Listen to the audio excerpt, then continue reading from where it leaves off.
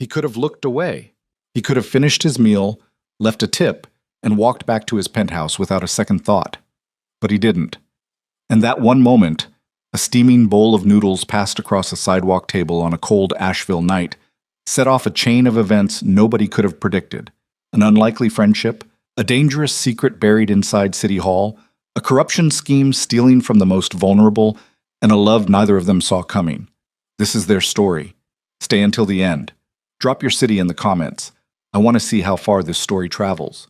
The temperature had dropped faster than anyone expected that evening. By 7 o'clock, most of the outdoor tables along Lexington Avenue had emptied out. The kind of cold that settles into Asheville in mid-October doesn't announce itself.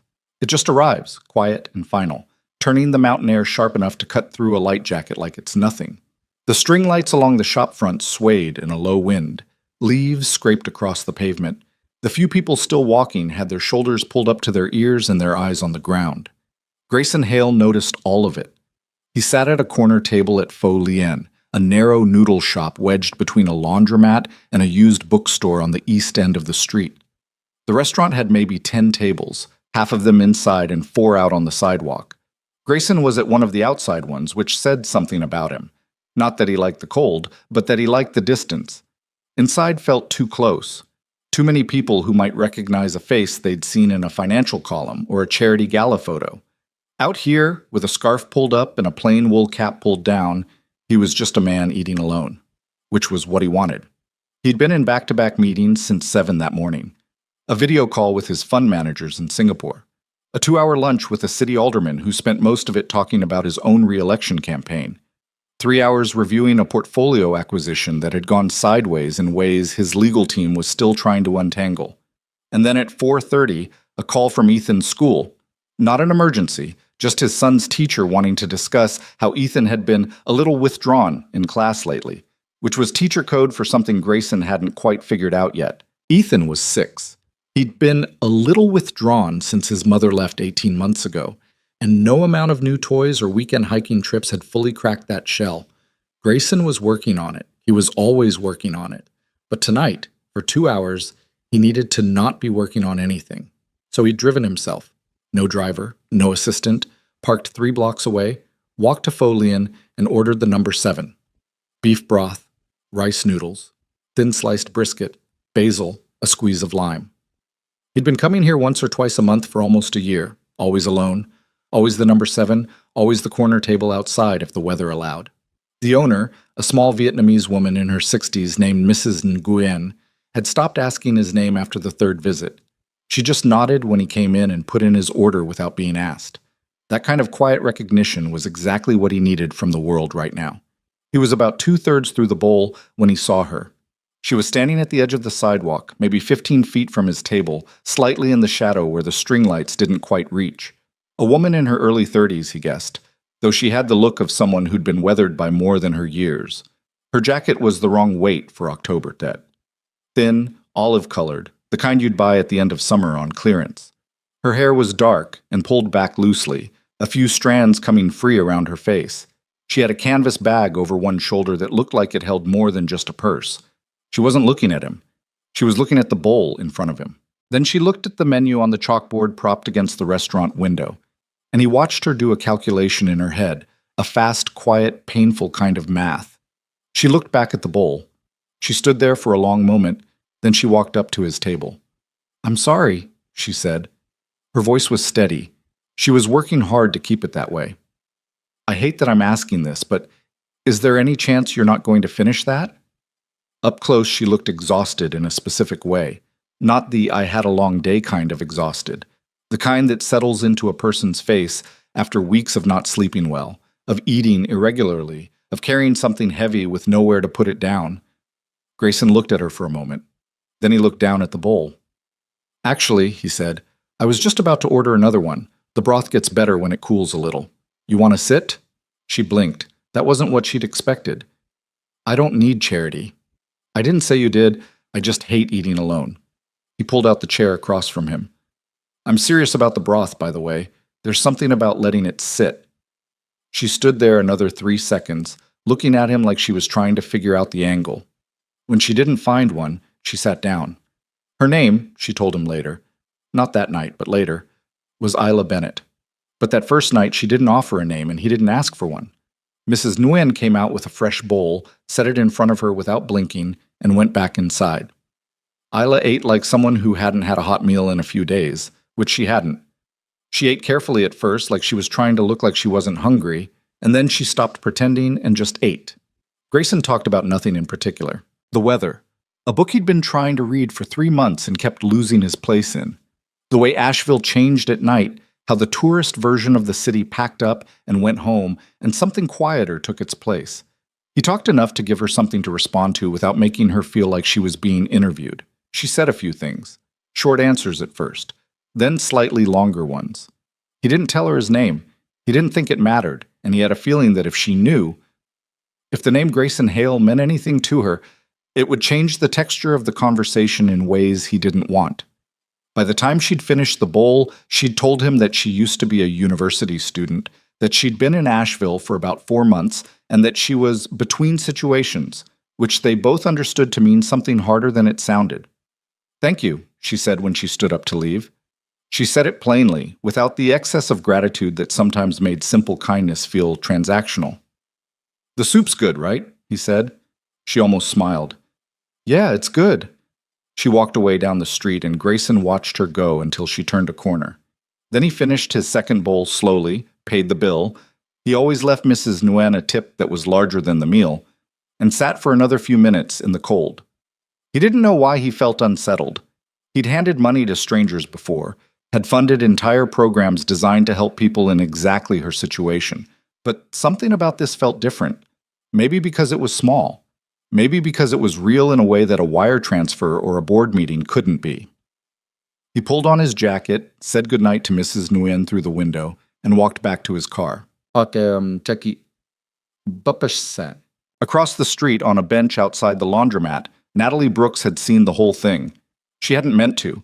She'd been waiting for a friend who was 40 minutes late, sitting with a cup of coffee that had gone cold, scrolling through her phone out of habit more than interest. She'd looked up when she heard the woman's voice. She always registered voices that had that particular kind of controlled desperation in them, the kind she heard in her office every day.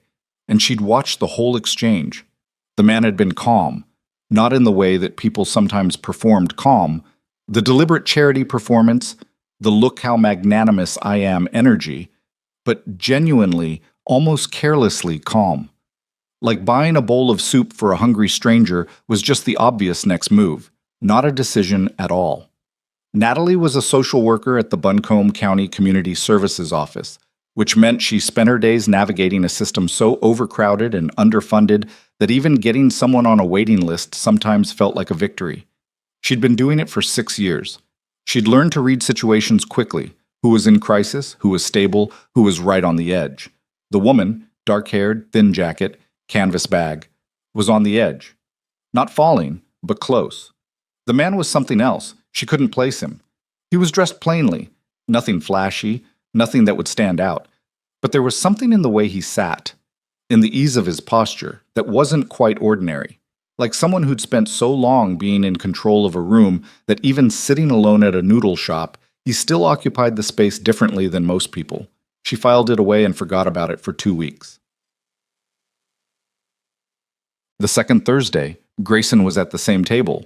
He told himself he wasn't expecting anything. He was just getting the number 7 because he always got the number 7, and he was sitting outside because he preferred it outside.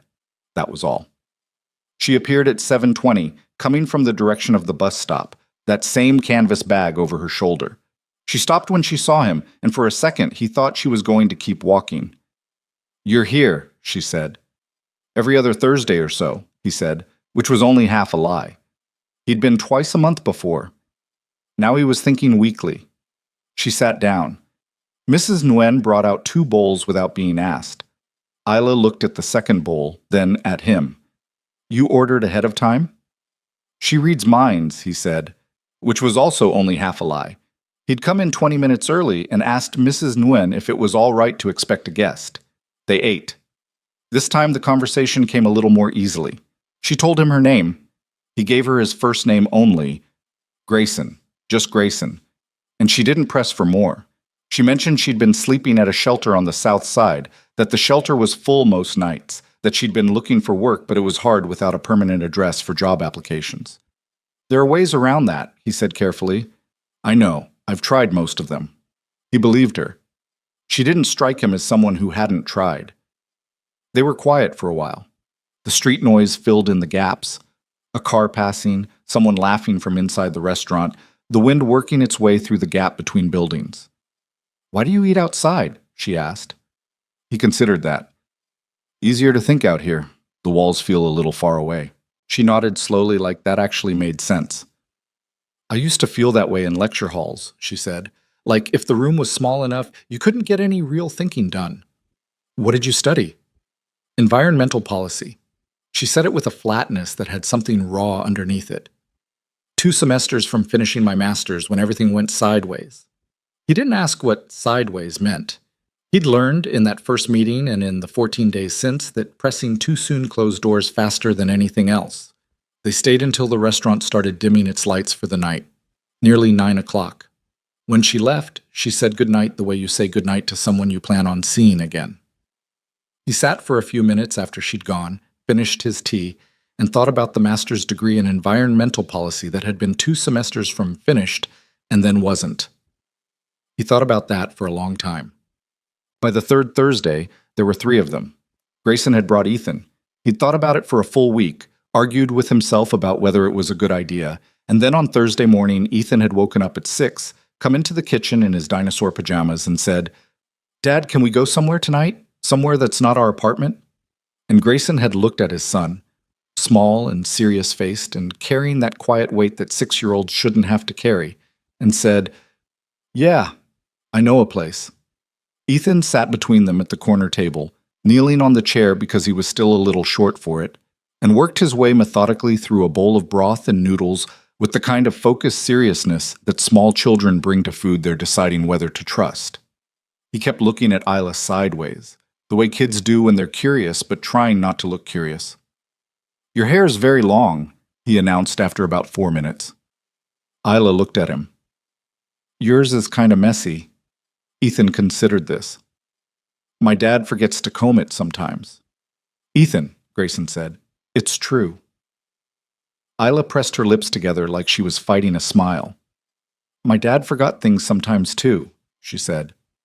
It's okay. That was the entirety of their first conversation.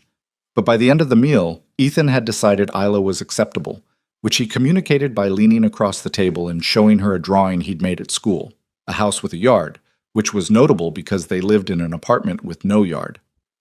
This is where I want to live, he told her very seriously. It needs a dog. What kind? She asked, just as seriously. The medium kind. Not too big, not too small. That's a reasonable position. Ethan nodded. He appreciated being agreed with by adults. On the walk back to the car, Ethan slipped his hand into Grayson's and said, without preamble, I like her. Grayson looked down at him. Yeah? She didn't treat me like a little kid. You are a little kid. I know, but she didn't make it weird. Grayson didn't say anything else for the rest of the walk. But something shifted in him that night. Something he didn't have a word for yet, and wouldn't for a long time. Natalie Brooks saw him again on the 4th Thursday. By this point, she'd started eating dinner at Foley once a week, which she told herself had nothing to do with the couple, the man and the woman, and sometimes the small boy, who met at the corner table. She had her own reasons. The food was good. It was close to her office. That was it. But she noticed them. She noticed the way the man leaned forward slightly when the woman was talking, like what she said actually mattered. She noticed how the woman's posture changed week by week, tighter at first, guarded, and then gradually something releasing, some defensive architecture dismantling brick by brick. She noticed the boy with the uncombed hair who drew pictures and showed them to the woman like she was a credible audience. What she couldn't figure out was the man. There was nothing flashy about him. No watch that cost more than a car. No conspicuous phone. He drove himself. She'd seen him once, getting out of a dark SUV that was expensive but not aggressively so. He always paid cash at the restaurant, which in itself was interesting. Who paid cash anymore unless they were making a point of not leaving a trail? She went home that Thursday and typed a name into a search engine. She wasn't sure why. Professional habit, maybe. Or the nagging sense that something didn't add up. She typed, Grayson Hale, Asheville. The first result stopped her cold. She read it twice. Then she opened 3 more tabs and read those too. Then she sat back in her chair and stared at her ceiling for a long time. Because the man quietly eating noodles on a sidewalk in a wool cap, the man who ordered an extra bowl for a homeless woman without making it a performance, that man had, at the age of 26, co-authored federal housing policy guidelines that were still being used in 12 states. He had founded and sold 2 investment companies before 30. His charitable foundation had quietly funded food security programs in 4 counties across western North Carolina, including 2 programs whose funding origin Natalie's office had never been able to trace. He had disappeared from public life more or less completely about 2 years ago. The last interview she could find was a brief one in a financial publication in which he'd said, in response to a question about his next venture, something that stuck with her. I've spent a long time trying to fix things from the top. I'm not sure the view from up there is accurate enough. Then nothing. No columns, no galas, no quotes in policy papers. Just gone. Or rather, not gone. Just quiet. Living in Asheville under a name that was perfectly well known if you knew where to look, eating noodles on Thursday nights with a woman he'd met on the street. Natalie closed her laptop and sat in the dark for a while. She had the distinct and unsettling feeling that something was beginning, not ending, not continuing, but genuinely, irreversibly beginning, and she wasn't sure yet what her part in it was supposed to be. October gave way to November, and the cold in Asheville stopped being brisk and became something with more commitment. The Thursday dinners continued.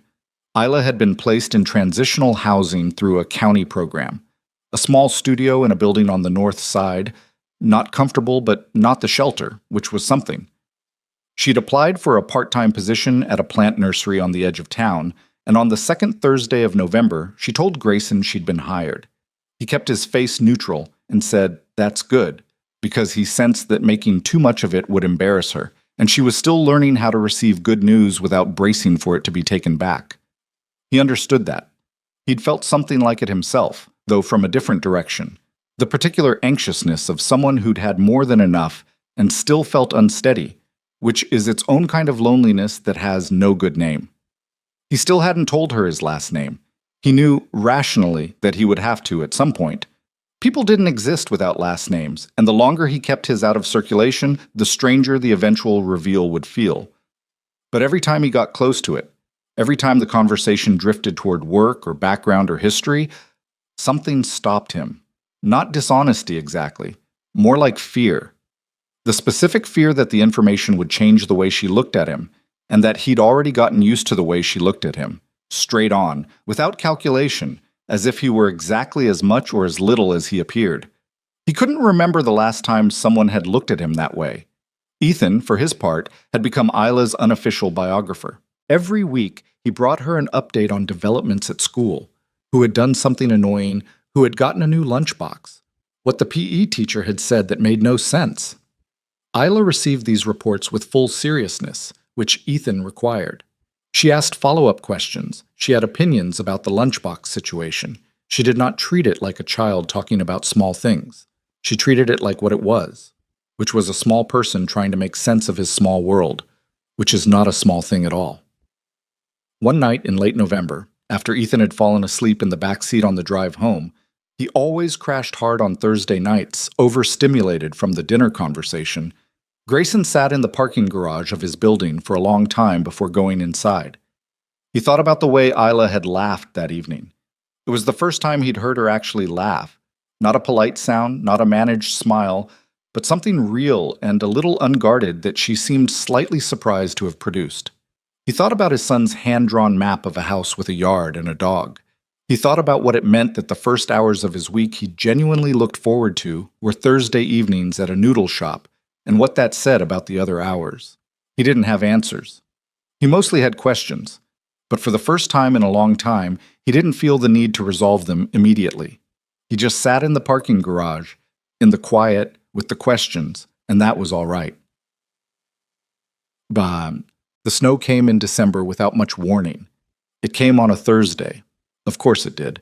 And Grayson arrived at Folian early and moved the corner table inside, rearranging 2 chairs near the window so they still had the view of the street but were out of the cold. Mrs. Nguyen watched him do this without comment and brought out a pot of hot jasmine tea. Isla arrived 8 minutes late, cheeks red from the cold, and stopped when she saw the inside table.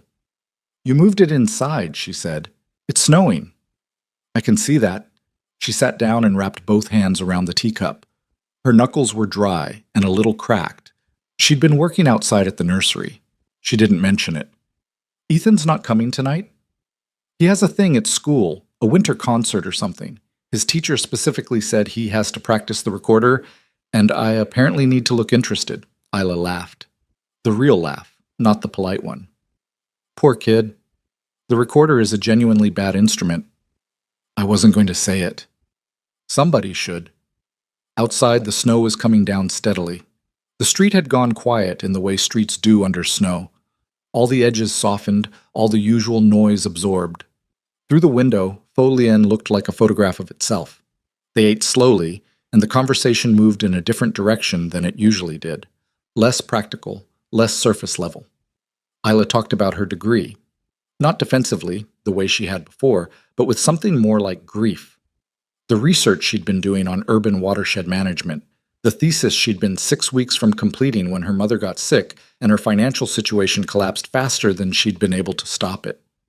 "I kept thinking I'd defer for 1 semester," she said. "That turned into 2.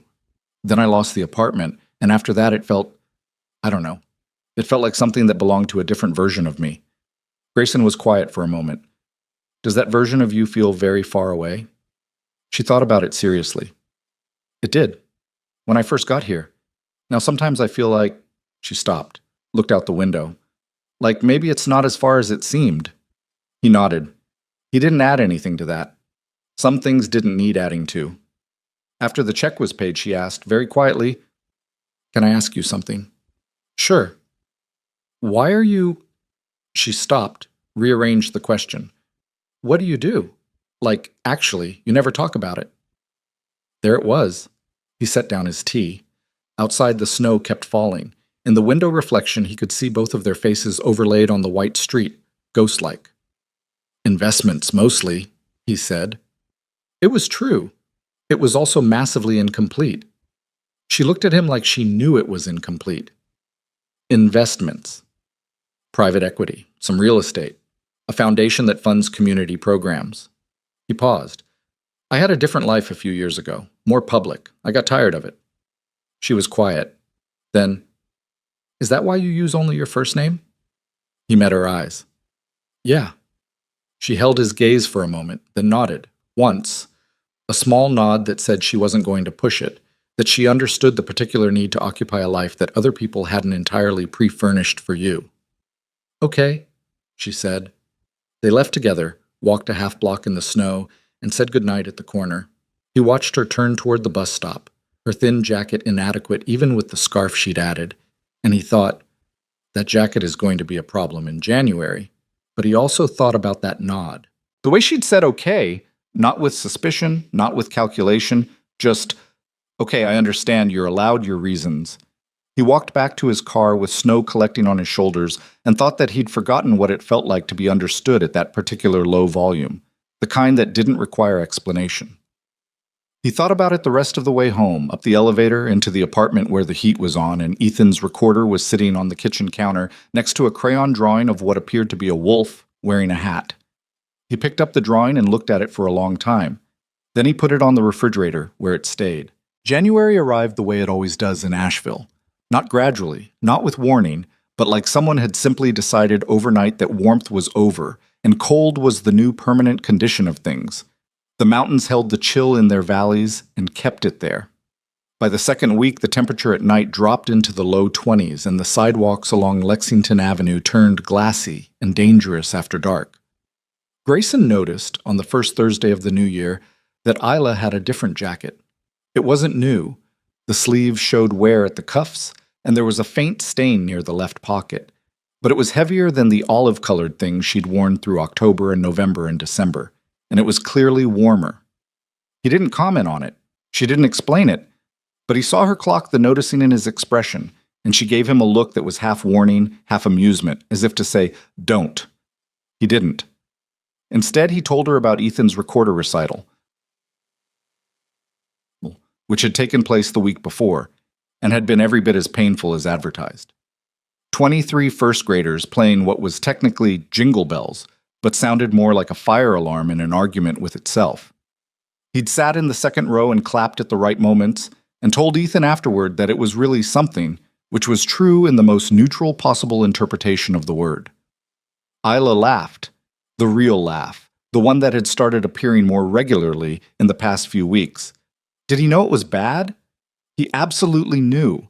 He came out of the auditorium and said, "I don't think I'm a recorder person." And I said, "That's a very mature self-assessment."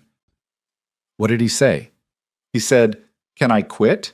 And I said, "Let's give it until spring." And he said, "That's not what I asked." She was still smiling. He's 6 and he's already negotiating? He's been negotiating since he was 4. I think he was born with a contract in his hand. She shook her head, but there was something soft in it. She'd become genuinely fond of Ethan in a way that Grayson recognized as real and not performed. The way she remembered things he'd mentioned weeks earlier. The way she asked follow-up questions about his school situation with actual curiosity rather than the mild, obligatory interest that adults usually brought to conversations about other people's children. "How's the housing situation?" he asked, after a pause that had a different texture than their usual pauses. "Fine. Same." She wrapped both hands around her soup bowl. "The building has a noise issue at night. Someone 3 doors down plays music until 2 or 3 in the morning. Not loud exactly, but you can feel it through the wall. Have you talked to the building manager?" She gave him a flat look. "The building manager is the one who's letting the lease run month to month without a formal contract. I'm not in a position to complain about anything." He understood that without needing it, explained further. The arithmetic of precarious housing, the way it required a constant, exhausting calculation of what you could push back on and what you had to absorb, because the alternative was being back outside. He'd read enough about it in policy terms to understand it intellectually. Hearing it from her, sitting across a table, made it land differently. "The nursery job," he said. "Still okay?" "It's fine. The hours are inconsistent in winter. Less to do when nothing's growing." She looked out the window at the street, where a thin layer of ice still sat at the curb from 2 nights before. "I've been picking up a couple of shifts at a coffee place on Merrimon. It's not great money, but it keeps the hours consistent." "Are you sleeping?" She looked at him. It was a slightly unusual question, and they both knew it. "More than I was. Why?" "You look tired." "Thank you. That's a very charming thing to say." "I didn't mean it as a criticism." "I know." She wasn't offended, just slightly deflecting. "I'm fine, Grayson. I'm managing." He let it go. She was managing. That was true. It was also different from being okay, and he knew the difference, but she hadn't asked him to solve anything, and he was trying to learn the line between caring about someone and turning their life into a problem you'd decided to fix. It wasn't an easy line to stay on. He'd spent most of his adult life being the person with resources and reach, and the ability to make things happen, and the reflex to intervene was built deep. He had to make a conscious choice, every Thursday, to just sit there, to ask, to listen, to let her carry what was hers to carry without reaching over and taking it. It was harder than it sounded. Ethan was with them again that night. He'd been asking since Monday whether it was Thursday yet, which Grayson took as information. He sat across from Isla with a new drawing he'd been working on, which he presented to her with the gravity of a museum curator unveiling something significant. It was a picture of 3 people at a table outside, recognizable only because one was tall, one was medium, and one was very small and had what appeared to be extremely large feet. "That's us," Ethan explained, in case it wasn't clear. "I can see that," Isla said. "You got the feet exactly right." "Dad has big feet." "I do not," Grayson said. "Size 12, Ethan told Isla confidentially. She pressed her lips together. "That is, objectively, a large shoe." Grayson pointed at his son. "You're 6. You can't be on her side." "I'm not on anyone's side," Ethan said, which was a lie delivered with impressive calm for a first grader. Isla kept the drawing. She folded it carefully and put it in her canvas bag, which she still carried everywhere, though its contents had shifted over the months from survival essentials to something more ordinary: a library book, a water bottle, a small notebook she'd started keeping. Grayson had noticed the notebook a few weeks ago and hadn't asked about it, but he'd seen her scribbling in it sometimes while she waited for him to arrive, and the quality of her focus when she did suggested it was more than a grocery list. She was still thinking. That was what the notebook meant. She was still turning ideas over, still engaging with the world in whatever way she'd been engaging with it before everything fell apart. That mattered to him in ways he couldn't fully articulate. The Thursday dinners had become, without anyone declaring them to be, the fixed point of Grayson's week. Everything else could shift. Meetings moved, calls got pushed, Ethan's school schedule changed, but Thursdays were constant. He'd begun, quietly, to arrange his work calendar around them, which was the kind of thing he'd never done for anything that wasn't an investment or a board meeting. He didn't examine this too carefully. He wasn't ready to. It was around this time that Natalie Brooks made her first direct appearance in their lives, though none of them knew it yet. She'd been thinking about what she'd read. About Grayson Hale, former policy architect, disappeared billionaire, quiet noodle shop regular. And she'd gone back and forth for weeks about whether to do anything with the information. It wasn't her business. The woman with the canvas bag was clearly not in immediate crisis. She was housed, she was working, she was eating warm food on Thursdays. That was more than a lot of people Natalie dealt with. But the idea had been building in Natalie's head for months, fed partly by that first encounter on the sidewalk, and partly by the daily reality of her job, which was a machine that processed human need and produced, with remarkable consistency, not enough. The paperwork required to access basic services was designed, in its complexity, to exclude the people who needed them most. She'd watched people fall through gaps that existed not by accident, but because no one with power had found it inconvenient enough to close them. She'd been drafting something, a proposal, rough and incomplete, for a program she was calling Safe Harbor, a navigation system, essentially, a way for people in precarious situations to access services without having to understand a bureaucratic structure that had been built for administrators, not for the people it was supposed to serve. A single point of contact, clear pathways, no 6-month waiting lists for an intake interview. It was a good idea. She knew it was a good idea. She also knew that good ideas died in committee rooms in City Hall every week, killed by budget concerns and political maneuvering and the general institutional resistance to anything that disrupted the existing order. What she needed was someone who understood both sides, the human reality of what she'd seen on that sidewalk in October, and the structural mechanics of how policy actually got made and funded. She knew who that person was. She just wasn't sure yet how to get in front of him without making it weird. The opportunity came, somewhat anticlimactically, on a Tuesday morning in late January when she walked into Folien to pick up a takeout order and found Grayson Hale sitting alone at the counter, talking to Mrs. Nguyen about whether the restaurant's ventilation system was going to survive another winter. He was not in disguise, he was just a man in a plain jacket talking about ductwork.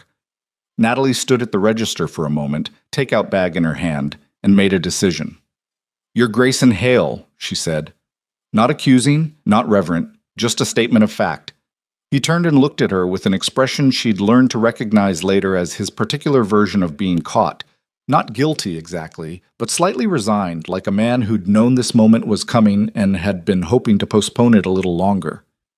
"Depends on who's asking," he said. "Natalie Brooks. I'm a social worker at the county office on Patton." She held out her hand. "I've seen you here on Thursdays, with Isla." Something shifted in his expression at the name. Not alarm, more like a door closing quietly. "She's a friend," he said carefully. "I know. I'm not here because of her, specifically." She sat down on the stool next to him, because standing in front of someone while holding a takeout bag was not a position of authority, and she needed to at least be at eye level. "I have an idea I've been working on. A program. And I've been trying to figure out who to talk to about it, who would actually understand how the pieces fit together, and then I did some reading, and—" She paused. "You wrote the Hendricks Callaway Housing Framework." He looked at her for a long moment. "That was 8 years ago." "It's still being used in 11 states, 12 if you count the Virginia revision last spring." He was quiet. She could see him deciding how much to engage. "What's the program, Chet?" he finally said. She told him. Not the full version. She didn't have the full version yet, but the core of it, the navigation model, the single point of contact idea. The way existing services were technically available but practically inaccessible to the people who needed them. She talked for about 7 minutes, which was longer than she'd planned, because once she started, she found the words moving faster than they usually did, fueled by the simple fact of talking to someone who was following every word without the glazed patience that social workers usually encountered when pitching to people with money. When she stopped, he was looking at the counter. "The intake redundancy is the real problem," he said.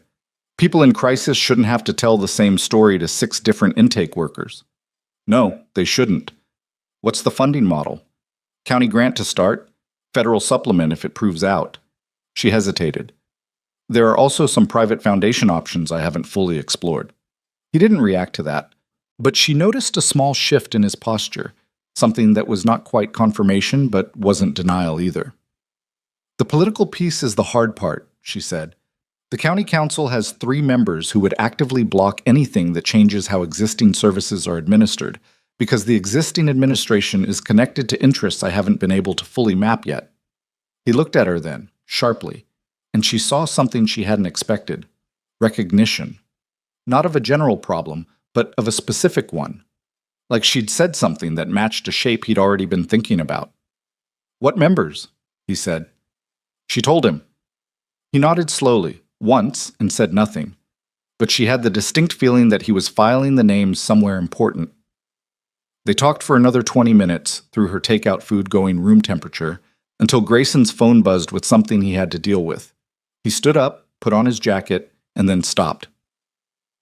"I don't usually get involved in local politics anymore," he said. "I want to be clear about that." "I understand. But if you put together a formal proposal, I'd look at it."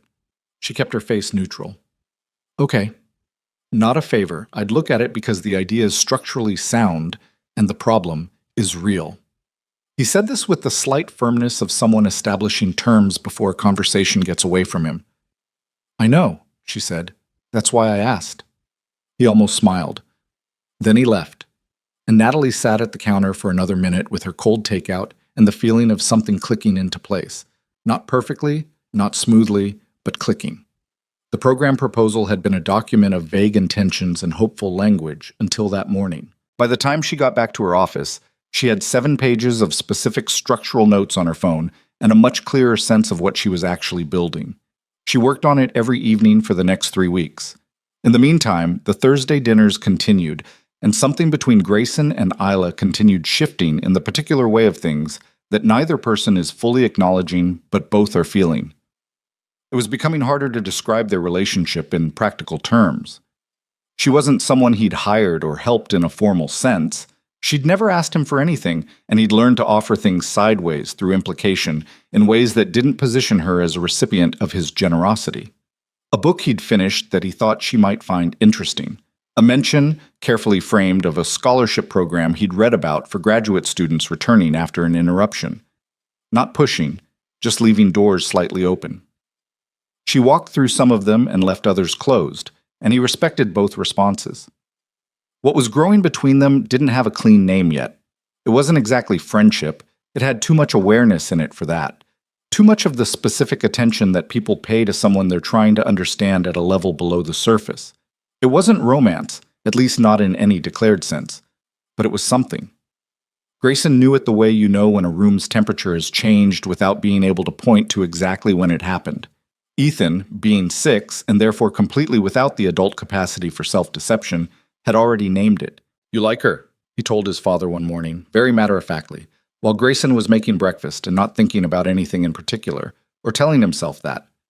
"She's a friend," Grayson said, which was the same thing he'd told Natalie, and was becoming less convincing each time he said it. "That's not what I mean," Ethan said. Grayson looked at his son. "You're 6. "I know. Go get your backpack." Ethan went, but he had the expression of someone who'd made a point and was willing to let it sit. Grayson stood at the stove and thought about that expression for the rest of the morning. February moved through with its particular gray stubbornness, the kind of month that doesn't have the novelty of January's cold or the warmth of what's coming. It's just February, long and low-lit and requiring a kind of daily commitment just to get through. Isla was quieter than usual in February, not withdrawn. She still showed up on Thursdays, still talked, still asked Ethan about his week with genuine interest. But there was something running underneath that Grayson could feel without being able to identify. She was working through something. He gave her the space for it without asking what it was. She told him on the third Thursday in February, unprompted, between the soup and the tea. "I called the admissions office," she said. He waited. "At the university. UNC Asheville." She was looking at the table. "I talked to someone in the graduate program's office about what it would take to come back." "And?" "It's complicated." She picked up her spoon and set it down again. "My advisor is still there. The research is still technically on file, but it's been 2 years and the funding I had, the fellowship, that's gone. And there's a re-enrollment process that takes 3 to 6 months." She paused. "And I don't have, even with the job, I'm barely covering the studio. Graduate tuition is..." "There are options," he said carefully. "I know." She finally looked up. "I'm not asking you to fix it. I know you're not. I'm just..." She stopped, rubbed the back of her neck. "I'm just telling you because you asked once what that version of me felt like, the one who was finishing the degree, and I said it felt far away. And right now it feels less far away, and I thought you'd want to know that." He was quiet for a moment. Outside, a car honked somewhere down the street. The restaurant was warm and slightly foggy with steam from the kitchen. "Yeah," he said. "I wanted to know that." She nodded, looked back at the table, and picked up her spoon again. It was the most direct either of them had been about what these dinners were actually doing, and neither of them called it what it was, which was two people quietly pulling each other forward in a direction they hadn't known they were heading. It was also the night that Grayson made a decision he'd been circling for weeks. Not about Isla, not about whatever that was, which he still wasn't prepared to name. A different decision. He'd been making calls, quiet ones, the way he did everything now, without announcement, without press, without the machinery that used to follow his every professional move. He'd been talking to people he trusted, pulling on threads he'd noticed in Natalie's account of the blocked political situation. 3 city council members with a pattern of blocking social service initiatives, budget line items that didn't quite add up, public contracts that went to companies with names he hadn't recognized until he dug a layer deeper and found something he recognized all too well. Money moving in circles, dressed up as public service. He'd seen it before. Not in Asheville specifically, but in the broader architecture of how city-level politics worked when someone with enough influence decided that the existing dysfunction was more profitable than reform. He'd spent 3 years once trying to work within that kind of structure, and learning exactly how it absorbed well-intentioned people without changing itself at all. He wasn't going to do that this time. He didn't tell Isla any of this. He wasn't sure how to, and he wasn't sure it was his story to tell, not yet. But he went home that Thursday night and sat at the desk in his home office, the one he used for the work he didn't discuss at noodle shops, and opened his laptop and started writing down everything he'd found in the cleanest, most documented form he could manage. He worked until 2 in the morning. Ethan slept in the next room, making the small breathing sounds of a child who'd eaten well and had no unresolved questions. The wolf with a hat drawing was still on the refrigerator. The city was quiet outside the window, all its complications invisible from this height.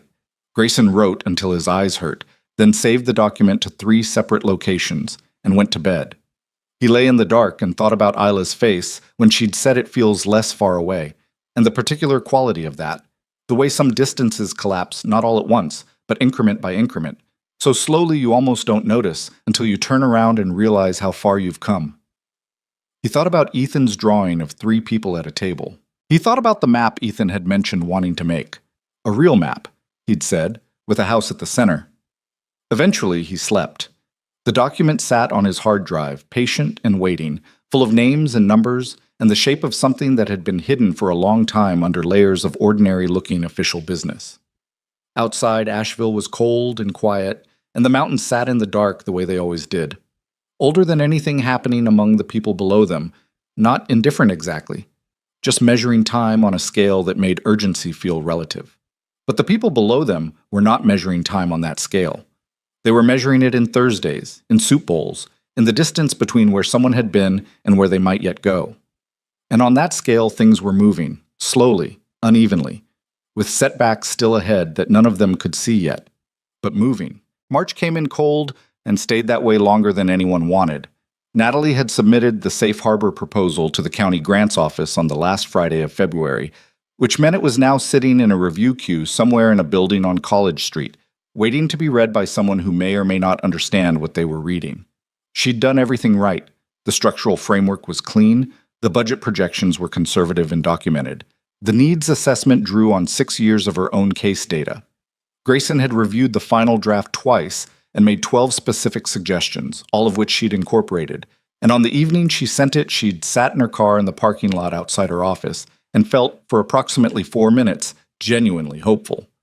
Then she went home and made herself stop feeling hopeful, because hope in the social services context was a resource that needed to be rationed carefully or it would run out before you needed it most.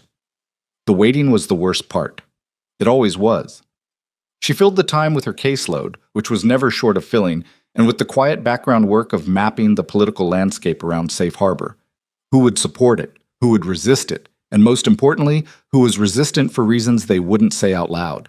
She'd told Grayson about the 3 council members. He hadn't elaborated on what he was doing with that information, and she hadn't asked, because she'd been around enough careful private people to understand that asking too directly would get her less than waiting. But he'd been doing something. She could tell by the occasional text he'd send, a question about a specific contract number or the name of a firm she'd never heard of, or once, cryptically, whether she knew if the city's community development block grant had been audited in the last 3 years. She'd looked it up. It hadn't. She passed that information along and didn't ask why he wanted it. Meanwhile, Isla was moving. Not physically. She was still in the studio on the north side, still working split shifts between the nursery and the coffee place on Marymount. But something was shifting in her trajectory, and Natalie, who had started exchanging occasional words with her at Faux Lien on Thursday evenings, could see it. The canvas bag now always had the small notebook in it, and sometimes a library book with markers sticking out at multiple pages. She'd mentioned, carefully and without much detail, that she'd been in contact with someone at the university. Her advisor. A woman named Dr. Pierce, who apparently had not forgotten Isla's research and had, according to Isla, said something encouraging enough that Isla had written it down. She said the data is still solid, Isla told Natalie one Thursday in early March, while Grayson was inside getting a refill and Ethan was occupied with a drawing. Like the watershed data I was collecting before, she said the methodology holds up and the 2 years actually give her more to work with in terms of seasonal variation. Natalie looked at her. That sounds like your advisor telling you to come back. It sounds like my advisor being kind. Those aren't mutually exclusive. Isla looked down at the table. The money piece is still real. I know, Natalie paused.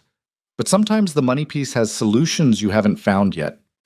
It was as close as she could come to saying what she knew without saying it directly, which was that Grayson's foundation had a graduate scholarship program that had quietly funded 11 returning students in the past 4 years, none of whom had known the source of the funding because that was exactly how he'd structured it. She'd discovered this not from Grayson, but from a footnote in a county education report she'd been reading at 11 at night in her apartment, which was how she found most of the things she found. She hadn't told Isla. She wasn't sure it was her information to give, but she filed it alongside everything else she knew and didn't say, which was becoming a substantial collection. Grayson came back to the table with 2 cups of tea and the neutral expression of someone who hadn't been standing at the counter long enough to hear anything. Ethan immediately presented his new drawing, which was a map, not a house map this time, but an actual cartographic attempt, complete with a compass rose that had the cardinal directions in the wrong order. North is up, Grayson told him. That's a rule someone made up, Ethan said. Grayson looked at Isla. She shrugged, which was not the backup he'd been hoping for. He has a point, she said. Someone did make that up. Thank you, Ethan said, and went back to his map. Grayson sat down and wrapped his hands around his tea and looked out at the street. March in Asheville had the particular quality of a city deciding whether to wake up, crocuses coming through in patches, a warm day sandwiched between cold ones, everyone aware that winter wasn't gone, but hopeful it was at least leaving. He felt something similar in himself, a slow thaw of something that had been frozen for longer than he'd admitted to himself. He looked at Isla. She was reading something in her notebook, one finger tracing a line of text she'd apparently written earlier. Her brow was slightly furrowed in the way it got when she was working through an argument in her head. He'd learned to recognize it, the same way he'd learned to recognize the specific pause before she said something she'd been carrying for a while. He'd learned a lot of things about her in 5 months, more than he knew about most people he'd worked with for years. That bothered him a little. Not the knowing, but the fact that he'd been closer to strangers in boardrooms for longer and still couldn't have told you how they took their coffee. He looked at her and thought, I'm going to have to tell her. Not just about his name or the foundation or the particular shape of his financial life, about what he'd been finding in those late-night documents, about what was being done, deliberately, to keep programs like Natalie's from getting off the ground. But not yet. Not until he had the full picture. He'd learned, the hard way, that partial information presented too early created confusion rather than clarity, and Isla had enough to navigate without adding his complications to the pile. He told himself that was the reason for waiting. Most of the time he believed it. The full picture, as it turned out, was closer than he'd thought. The second week of March, a contact of his, a former policy colleague named Marcus who now worked in municipal finance consulting, sent him a file, 47 pages. Contracts, invoices, internal memos, email chains with subject lines that were carefully bland and contents that were anything but. Marcus had been pulling threads for 6 weeks at Grayson's quiet request, and what he'd found was not surprising, exactly. It had the smell of exactly what Grayson had been expecting, but it was more documented than he'd hoped, which was both good and terrible. 3 city council members, 1 deputy director of community development, and a network of shell company contracts that had been routing public funds, specifically federal block grant money earmarked for community services, into private development projects dressed up with community benefit language that meant almost nothing on closer examination. The scheme had been running for at least 4 years, possibly longer, but the document trail before 2021 was thinner, either because the record-keeping was less consistent or because someone had been thoughtful about managing the archive. The effect, practically, was that programs like Safe Harbor, programs that drew from the same grant pools, were being systematically underfunded or routed into bureaucratic review processes that delayed them until the funding windows closed. It wasn't dramatic corruption. It wasn't a heist. It was the slow, patient, boring kind, the kind that required no villain speeches, just the consistent application of procedural pressure in exactly the right places. Grayson sat with the 47 pages for 2 days. He read them the way he used to read investment prospectuses, which was with the full understanding that every document tells 2 stories, the one it's trying to tell, and the one you can find in the gaps. The gaps here were substantial. He called Marcus on a Wednesday evening and they talked for 90 minutes, Grayson pacing his apartment while Ethan watched something with headphones on in the other room. How solid is this? Grayson asked. The contract documentation is airtight, Marcus said. The email chain is going to require some legal interpretation, but the financial flows are documented enough that any competent forensic accountant could reconstruct the story. And the timing? The last transfer was 6 weeks ago. This is ongoing. Grayson stopped pacing. They're still running it. Far as I can tell, yes. The Safe Harbor grant review, Marcus paused. I found an internal email from the deputy director's office. The language is vague, but the implication is that the review is being extended, not for substantive reasons. Grayson sat down. They're running out the clock on the grant window. That's what it looks like. You've got maybe 8-9 weeks before the funding cycle closes. After that, the program either dies or starts over from scratch next year. 8 weeks. Grayson looked at the wall, at Ethan's wolf with a hat drawing, which had migrated from the refrigerator to the hallway sometime in the past month, at the closed door of the room where his son was watching something uncomplicated with headphones on. Okay, he said, I need to think about the right way to bring this forward. Grayson, Marcus's voice had a caution in it. If you go public with this, your name is going to be on it. You understand that. I know. You've been very deliberately not having your name on anything for 2 years. I know, he said again. A silence on the line. Then Marcus said, Okay, I'll hold the file. Tell me when you're ready to move. He hung up and sat in the quiet apartment for a long time.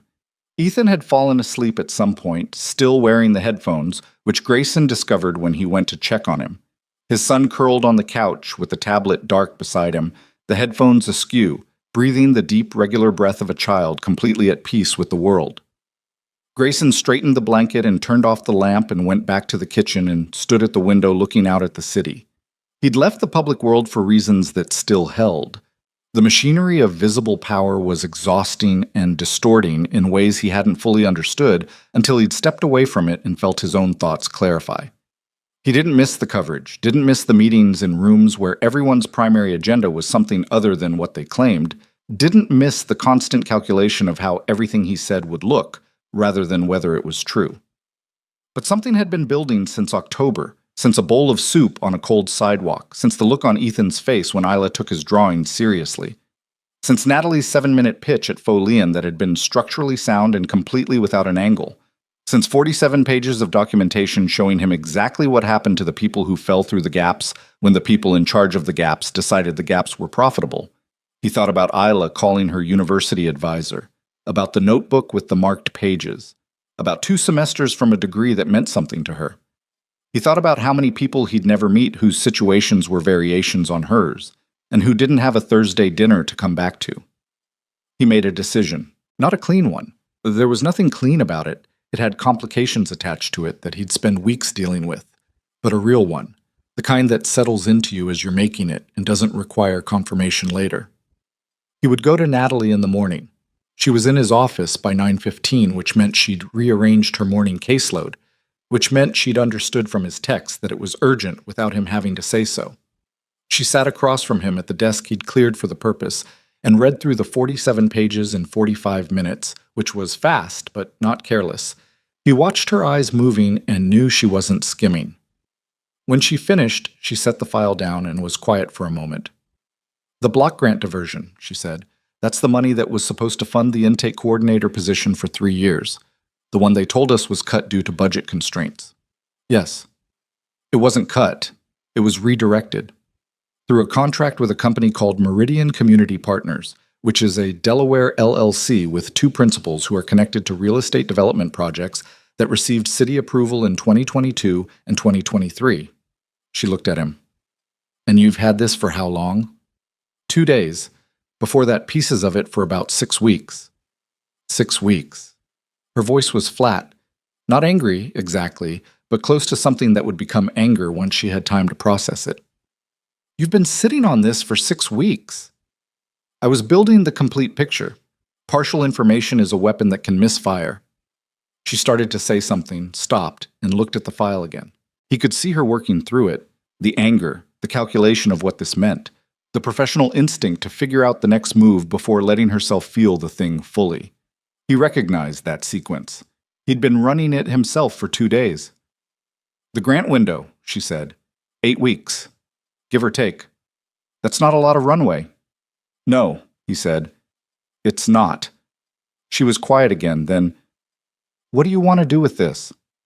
"That depends partly on you. It's your program, and it's going to be your face on the public hearing if it gets that far." She looked at him sharply. "Public hearing?" "The grant process includes a public comment period. It's being managed by the same deputy director whose name is in that file.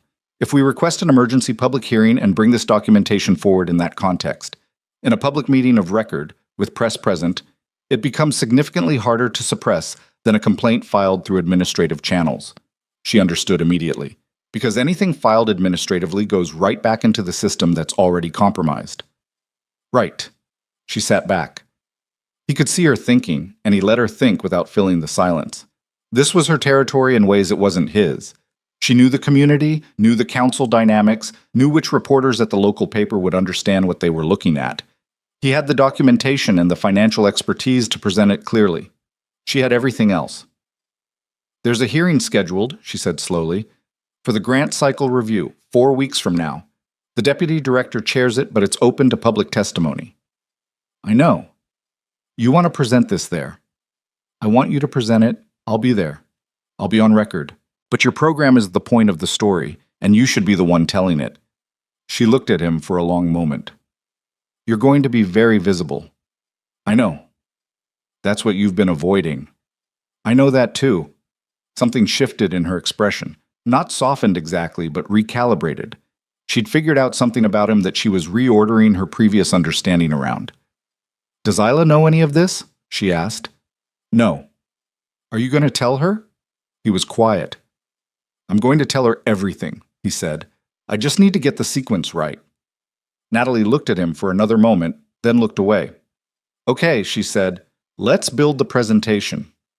They worked for 3 hours at his desk, Natalie pulling case data from her laptop, and Grayson mapping the financial documentation into a sequence that told the story clearly enough that anyone watching it unfold couldn't misread what they were seeing. They were not a natural team. Their instincts ran in different directions, Natalie toward the human stories, and Grayson toward the structural evidence, and they had 2 actual arguments in those 3 hours, neither of which either of them fully won. But by the time she left at 1 o'clock, they had something that worked. Not polished, not clean, but true in a way that mattered. He told Isla the following Thursday. Not all of it, not yet, but enough. He told her his full name first, which felt, absurdly, like the hardest part. He said it plainly, without preamble. "My last name is Hale. Grayson Hale." He told her he'd been in private equity, that he'd left a public role in policy work about 2 years ago, that he had a foundation that funded community programs, that he'd been sitting at that noodle shop trying to be a person without a biography for a while, and that she deserved to know the actual version of who she'd been having Thursday dinners with for 5 months. She listened without interrupting. Her face did several things in sequence. Surprise, reassessment, something that was not quite anger but was adjacent to it, and then a long pause in which she looked at the table and didn't say anything. Then she said, "I Googled you." He blinked. "When?" "January. I Googled Grayson, private equity, Asheville, and got 3 results, none of which were you specifically, and I thought, okay, he's private, he has reasons, it's not my business." She paused. "I should have used the last name." "You didn't know the last name." "I know." She was quiet for another moment. "Grayson Hale." She said it like she was testing the weight of it. "You wrote the Hendricks Callaway Housing Framework." He stared at her. "How do you know that?" "I wrote a 20-page analysis of it in my second year of my master's program." She held his gaze, and there was something in her expression he couldn't quite read. Too many things layered over each other.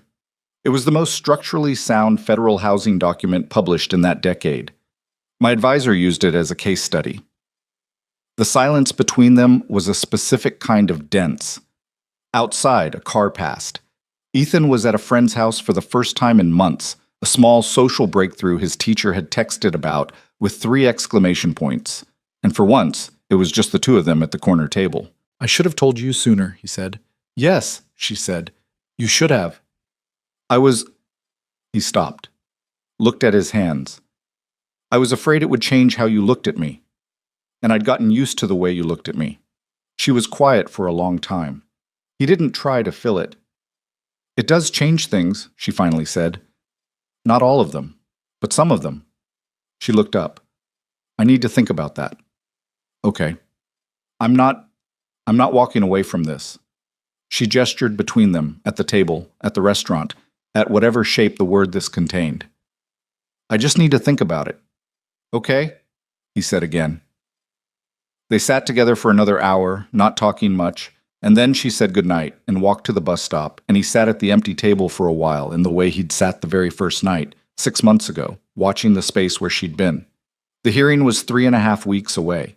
He had a 47-page document, a co-presenter who was sharper than anyone in that council chamber expected, and a name he'd been keeping out of rooms for 2 years that was about to be very much back in one. He also had a woman who'd said, "I need to think about it," which was not a no, but which kept him awake until 2 in the morning replaying the exact tone in which she'd said it, and finding no definitive conclusion.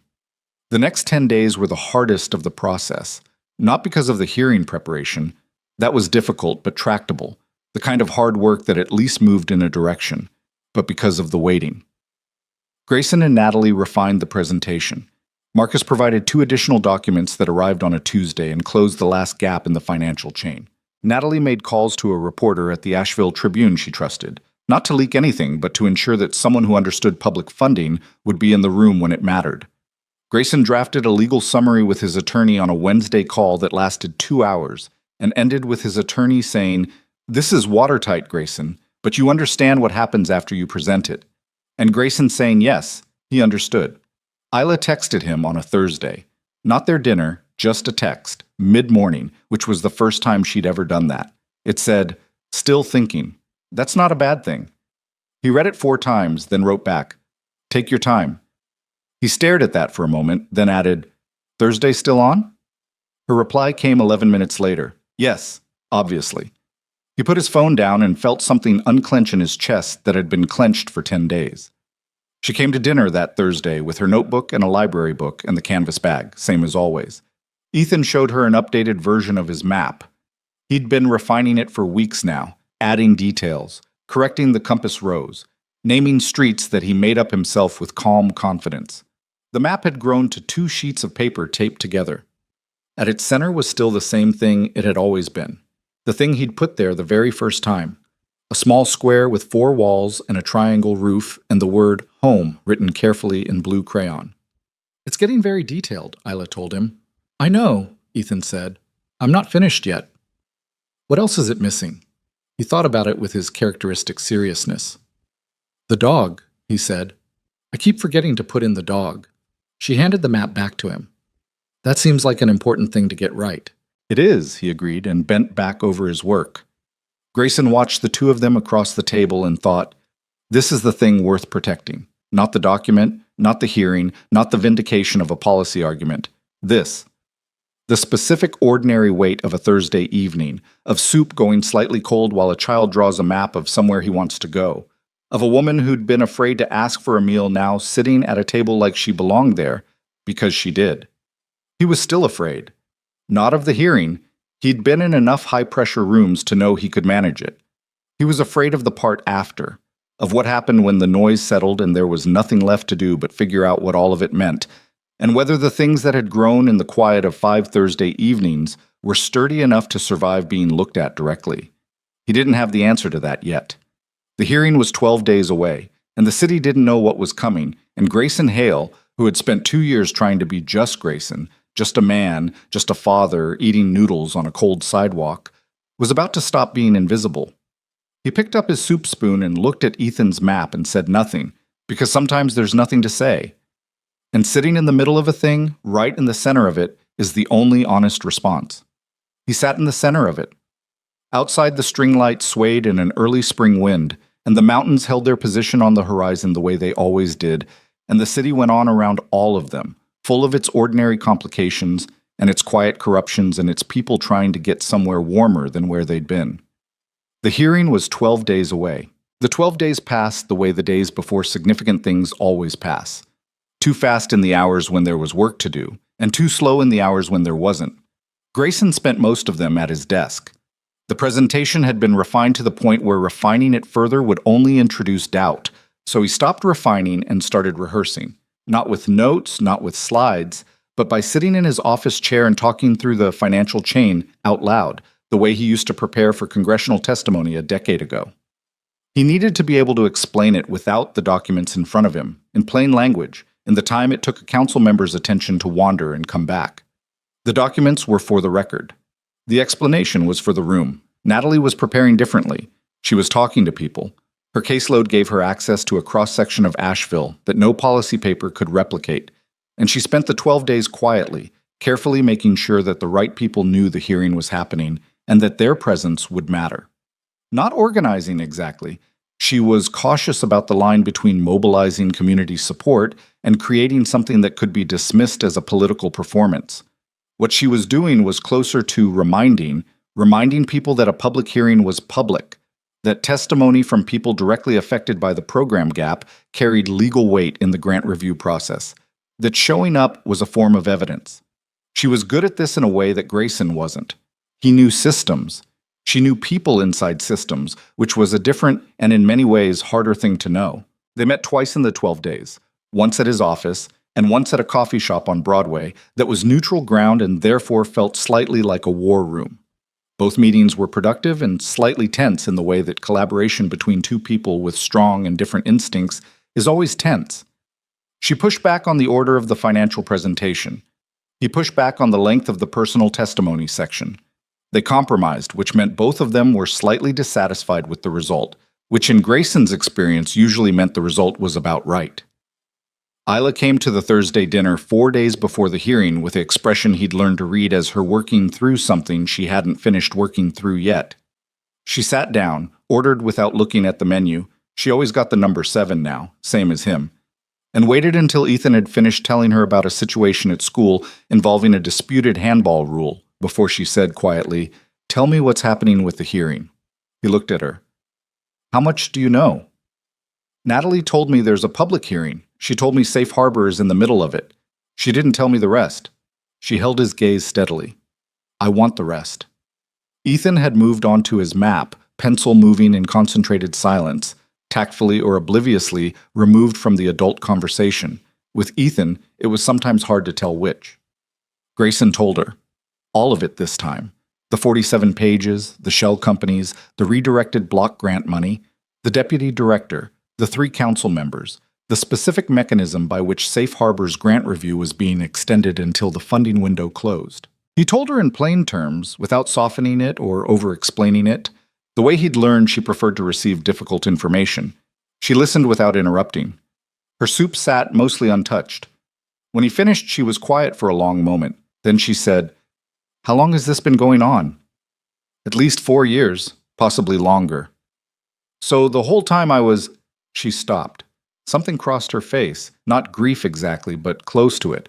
The particular expression of someone recalculating the past with new information and finding the new version harder to sit with than the old one. "When I lost my housing, I applied for an emergency rental assistance program. It was a county program. I was told the funds were exhausted." He didn't say anything. He didn't have to. "Were they?" she asked. "Actually exhausted?" He held her gaze. "I don't know specifically, but the program you're describing draws from the same grant pool as Safe Harbor. And the pattern I found—" He paused. "It's consistent." She looked at the table. A muscle in her jaw moved. "Isla." "I'm fine," she said, in the tone that meant she was processing something that would take longer than this dinner to fully land. "You don't have to be fine right now." "I know." She picked up her spoon, set it down again. "I'm angry. I'm allowed to be angry, right? That's a reasonable response to this." "It's the only reasonable response to this." She nodded once, slow, then she looked up. "What can I do?" He hadn't expected that. Or maybe he had, and just hadn't let himself count on it. The hearing has a public testimony section. People who've been directly affected by the service gaps carry weight in the grant review record. She understood immediately. "You want me to testify?" "I want you to consider it. It would mean talking publicly about things you've worked hard to keep private. I won't push you on it." She was quiet for a moment. Ethan's pencil moved across his map with small scratching sounds. Outside, the March wind pushed a paper cup down the sidewalk. "What kind of weight?" she said. "Specifically, you said it carries weight. How much?" In a grant review that's being challenged on procedural grounds, first-hand testimony about denied access to services creates a legal record that the review board is required to consider. It doesn't guarantee the outcome, but it makes the record of the hearing harder to bury. She nodded slowly. He could see her working through it, the cost of it, the privacy of it, the specific exposure of standing in a public room and saying out loud what had happened to her and why. "Let me think about it," she said. "Take the time." She almost smiled. "That's what you said when I told you I needed to think about you." "It's a good answer." "It's a deflection." "It's also a good answer," he said. She looked at him for a moment, the real, steady look she'd been giving him since early winter, the one that still undid something in him that he hadn't managed to put back the way it was. And then she picked up her spoon and started eating. And the conversation moved, and Ethan showed them both the latest version of the map, which now had streets named and a small square for the house, and beside it, finally, a small four-legged shape in brown crayon. "You put in the dog," Isla said. "Medium-sized," Ethan confirmed. "Not too big, not too small." "You finally got it right." "I know," he said, with the satisfaction of someone who has completed something important. Grayson looked at the map for a long time that night, at the brown crayon dog and the blue crayon house and the word at the center written in careful first-grade letters.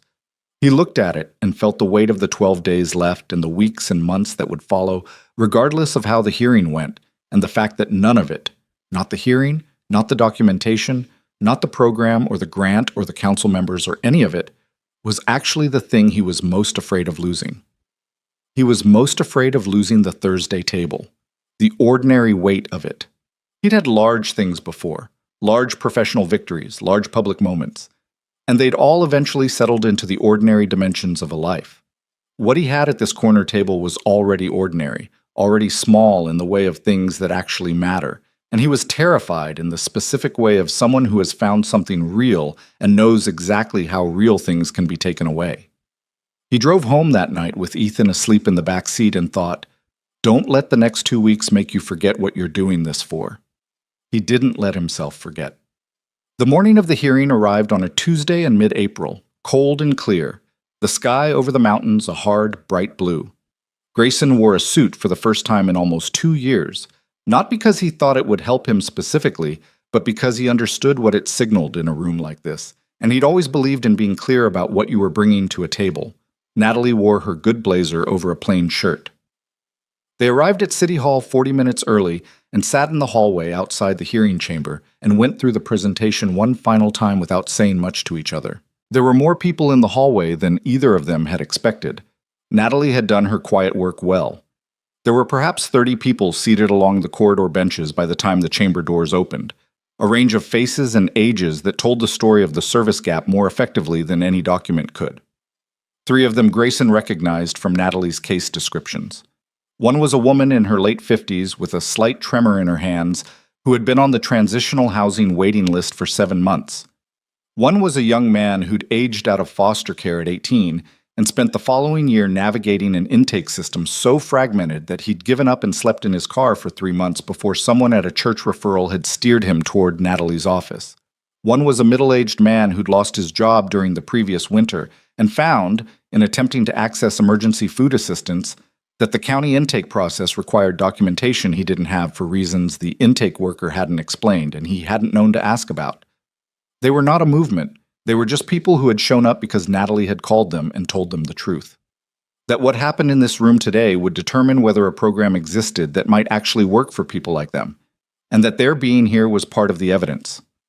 Grayson looked down the corridor at them and felt something settle in him that had been unsettled for days.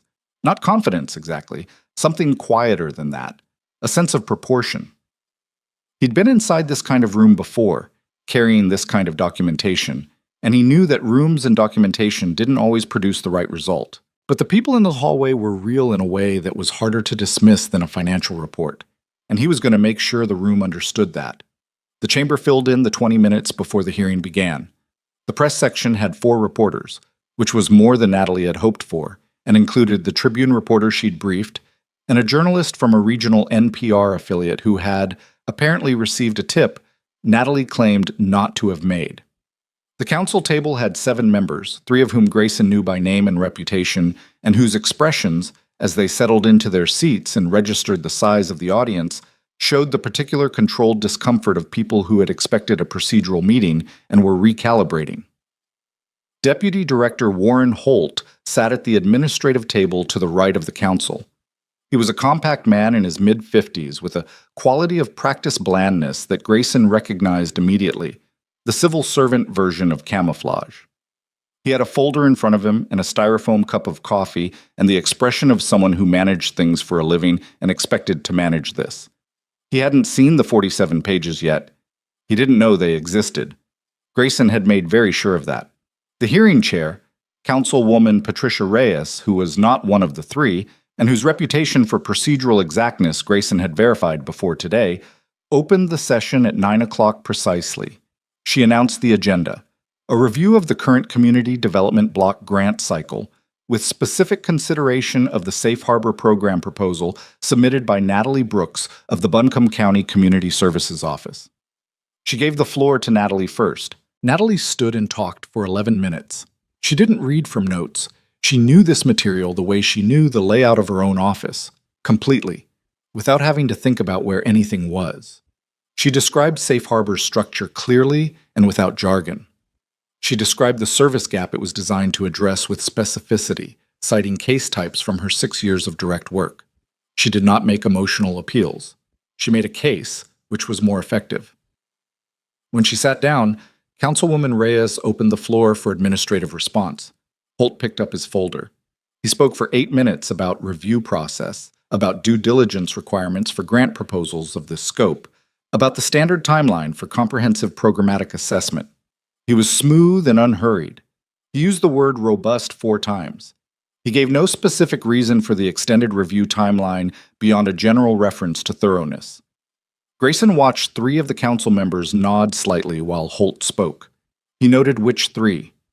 Then Reyes opened the public testimony section, and the people from the hallway came forward one at a time. The woman with the tremor in her hand spoke for 4 minutes about the 7-month waiting list. The young man who'd slept in his car spoke for 3 minutes in a voice that was steady in a way that clearly cost him something. 3 others followed, each specific, each without drama, each carrying the simple and devastating clarity of a person describing something that actually happened to them. The council was quiet in a way that was different from its usual official quiet. Then Reyes called Grayson's name. He stood. He buttoned his jacket. He walked to the podium and set down a folder he didn't open and looked at the room. The council table, the press section, the packed public gallery, the administrative table where Holt was sitting with his styrofoam cup and his practiced blandness. And he began. He started with the grant structure. He explained in 2 minutes of clean financial language how community development block grants were allocated, tracked, and audited at the federal level, and what the reporting requirements were at the municipal level. He saw 2 council members lean forward slightly. He saw one of the 3 lean back. Then he described what he'd found. He didn't call it corruption at first. He called it a pattern of contract awards to entities whose stated community benefit function did not correspond to their actual operational activity, a pattern of grant fund transfers that moved through 2 or 3 intermediate contracts before reaching final recipients who were not the intended beneficiaries of the original federal allocation, a pattern of grant review extensions that consistently coincided with the closing of federal funding windows, effectively killing proposals without requiring a formal vote against them. He described the pattern for 4 minutes.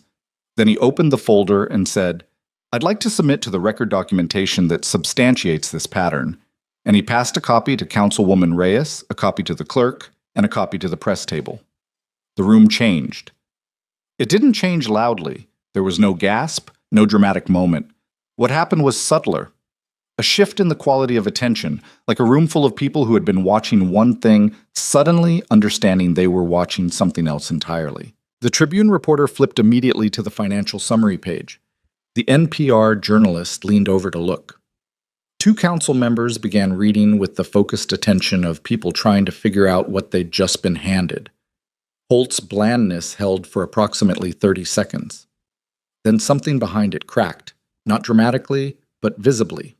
A tightening around the eyes, a stillness in the hands that had been casually loose before. Grayson continued.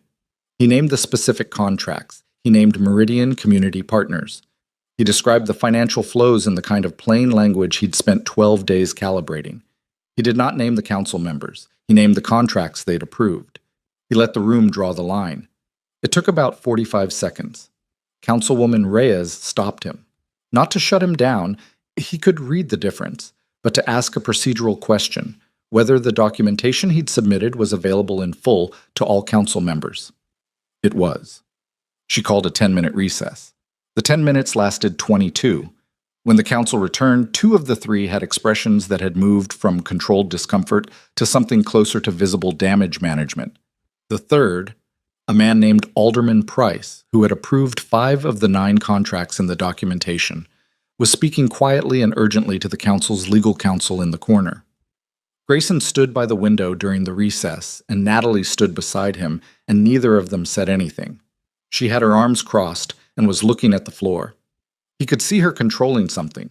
Relief, maybe, or the adrenaline come down of a very high-stakes presentation that had landed the way it was supposed to. Those 2 things felt similar, and both of them took a minute. "You did well," he said quietly. "So did you." She didn't look up. Price is going to try to table the full discussion. He doesn't have the votes. Not with Reyes chairing and the press in the room. You sure? No, he said honestly. But I think so. She nodded. Good enough. When the session resumed, Reyes made 3 motions in sequence. She moved to enter Grayson's full documentation into the hearing record. She moved to suspend the extended review period for the Safe Harbor grant proposal pending an independent audit of the CDBG fund allocation for the previous 4 fiscal years, and she moved to forward the documentation to the State Comptroller's Office for preliminary review. The votes were 5-2. Price and a council member named Alderman Cosgrove voted against all 3. Their votes were recorded. So was everything else. The hearing ended at 12:40. The chamber emptied in the noise of something significant that nobody quite knew how to characterize yet. A beginning, maybe, or the end of something that had been running quietly for too long, or both at the same time, which is usually how things are. Natalie was surrounded almost immediately by the people from the hallway who wanted to understand what they'd just watched, and whether it meant what they thought it meant. She handled it with the patient, specific directness she brought to everything. Yes, this was significant. No, it wasn't resolved. Yes, there was a process ahead. Yes, the program was still in motion. She answered every question twice if it needed answering twice. Grayson stood to the side. The Tribune reporter found him within 3 minutes, which was faster than he'd expected. Her name was Casey, and she had the focused, slightly aggressive efficiency of someone who'd been in enough rooms to know when something was real, and when it was theater, and had no patience for the latter. "Grayson Hale," she said, "former Hendricks Calloway, 2-year absence from public life. You want to give me a statement?" "I want to give you background," he said. "On the record later if it comes to that. Off the record for now." "Fair enough. Where have you been for 2 years?" "Asheville," he said. "Just quieter." She looked at him with the appraising look of someone deciding whether there was more story here or whether this was its own story. He could see her deciding the latter, which was accurate. "The documentation is solid," she said.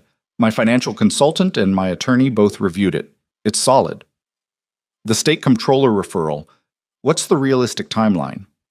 4 to 6 weeks for a preliminary assessment, could trigger a full audit within 3 months. She was typing notes on her phone. "And the Safe Harbor grant? The pilot program?"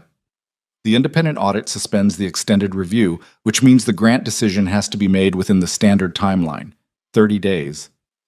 Which brings it inside the funding window." "Yes." She looked at him. "You did this on purpose, the timing." "I did the math," he said. Casey half smiled, the kind that acknowledges a competent move without quite approving of it.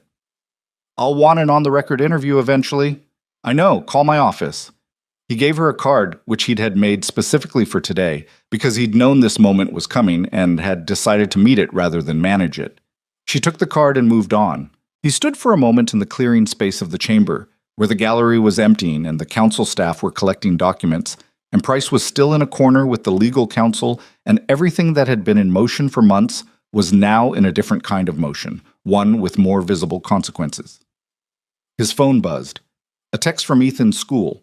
His son had won something called the Spring Art Competition with a piece his teacher described as an incredibly detailed hand-drawn map.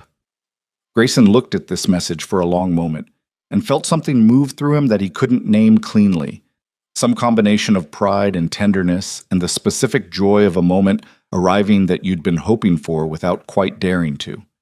He texted back a thumbs up and 4 exclamation points, which was more punctuation than he normally used, but the moment seemed to require it. Then he texted Isla. He kept it short. "It went well. Talk tonight?" Her reply came in under a minute. "I watched. The NPR stream. You were very calm." He stared at that. Then, "You watched?" "Natalie sent me the link this morning." A pause. Then, "You should have been more nervous. It would have been more relatable." He laughed. Standing in a mostly empty City Hall chamber with a reporter's card in his hand and 2 years of voluntary anonymity officially over, he laughed at his phone like a man who'd forgotten he was capable of that particular involuntary response. "I was nervous," he typed back. "I hit it." "I know," she wrote. "I could tell." "Your jaw." He didn't know what to do with the fact that she knew his jaw well enough to read it on a low-resolution NPR live stream. He pocketed his phone and went to find Natalie. She was finally free of the hallway group and was standing near the main exit with her blazer slightly rumpled and her hair coming loose from where she'd pinned it that morning. She looked tired in the specific way of someone who has been running on intensity for weeks and has just used the last of it. The audit motion, she said when he reached her. That was Reyes's own idea. I didn't plan for that. I know. It was the right call. If the audit finds what I think it's going to find, it'll find it, he said. The documentation is there. She nodded slowly. They walked out of City Hall together into the April afternoon, which was warmer than the morning had been, the sun having decided midway through the day to commit to itself. The steps were busy with people who'd been in other hearings, other business, ordinary Tuesday transactions with city government, none of whom knew what had just happened in Chamber 4. 30 days, Natalie said. 30 days, he confirmed. That's a long 30 days. Everything important takes a long 30 days. She looked at him sideways. You're going to be okay. With the public thing, being visible again. It wasn't quite a question. He considered it anyway. I don't know yet, he said. I've been okay in this room. Ask me again in a month. She seemed to respect that answer. They stood at the bottom of the steps for a moment, the city moving around them, and then she said, Go see her, which was not something either of them had discussed, but was clearly what she thought he should do. She's at work, he said. The nursery closes at 3. He looked at her. How do you know that? I know a lot of things, Natalie said, with the air of someone who has been compiling information about people for so long, it's just how she experiences the world. Go. He went. The nursery was on the edge of town where the commercial strip gave way to a longer road with more sky above it. He parked in the small lot and went in through the gate, which opened onto rows of early spring plants, the cold weather varieties that could take April in the mountains, pansies and early herbs, and neat rows of seedlings in black plastic trays. There was the smell of soil and water and something green and alive. He found Isla at the far end of the greenhouse, restacking clay pots with the particular muscle memory efficiency of someone who's done a task so many times they don't have to think about it. She looked up when she heard him, registered his suit, registered that he had come here instead of waiting until tonight. That's a lot of effort for a pot-stacking audience, she said. I had a hearing. I know. I watched. She set down the pot she was holding. You held your hands very still the whole time. That's what tells me you were nervous, not your jaw. I made that up. He stood in the greenhouse doorway and looked at her. Why did you make it up? Because I wanted you to know I was watching closely enough to notice if you weren't. She held his gaze. And because I wanted to see what you did with that information. He was quiet for a moment. What did I do with it? You laughed, she said. I don't know if you realize how rarely you do that. He didn't have a good response to that. He stepped into the greenhouse, and the smell of soil settled around him, and the afternoon light came through the plastic panels overhead in the particular flat way of greenhouse light, making everything slightly golden and slightly unreal. The program might actually happen, he said. 30 days. I know. She picked up another pot, turned it in her hands. And the audit? Months. Longer for any formal accountability, if it gets there. He paused. These things move slowly. I know that too. She looked at the pot. I called Dr. Pierce yesterday. My advisor. He waited. There's a returning student grant cycle that opens in May. She thinks my research profile is strong enough to qualify. She already submitted a letter of support. Isla set the pot down carefully. I didn't ask her to. She just did it. She's been waiting for you to come back, he said. That's what she said. A pause. She said the work was worth finishing. She said that's not a compliment she gives everyone. It isn't, he said. I've read your research area, the watershed management methodology you were using. It's specific and it's solid. She knows what she has. Isla looked at him then with the full version of the look he'd been learning all winter, the one that went past the surface and required you to actually be there to receive it. You read my research area. You mentioned the thesis topic in December. I was curious. You were curious, she repeated in a tone that understood what it meant when Grayson Hale was curious about something. Yes, he said simply. She was quiet for a long moment. Around them, the greenhouse was warm and still, the plastic panels flexing slightly in a wind they couldn't feel, the smell of soil and water and green things doing what they do in spring. I thought about what you said, she said, about being afraid the information would change how I looked at you. And it did change it, she said, but not the way you were afraid of.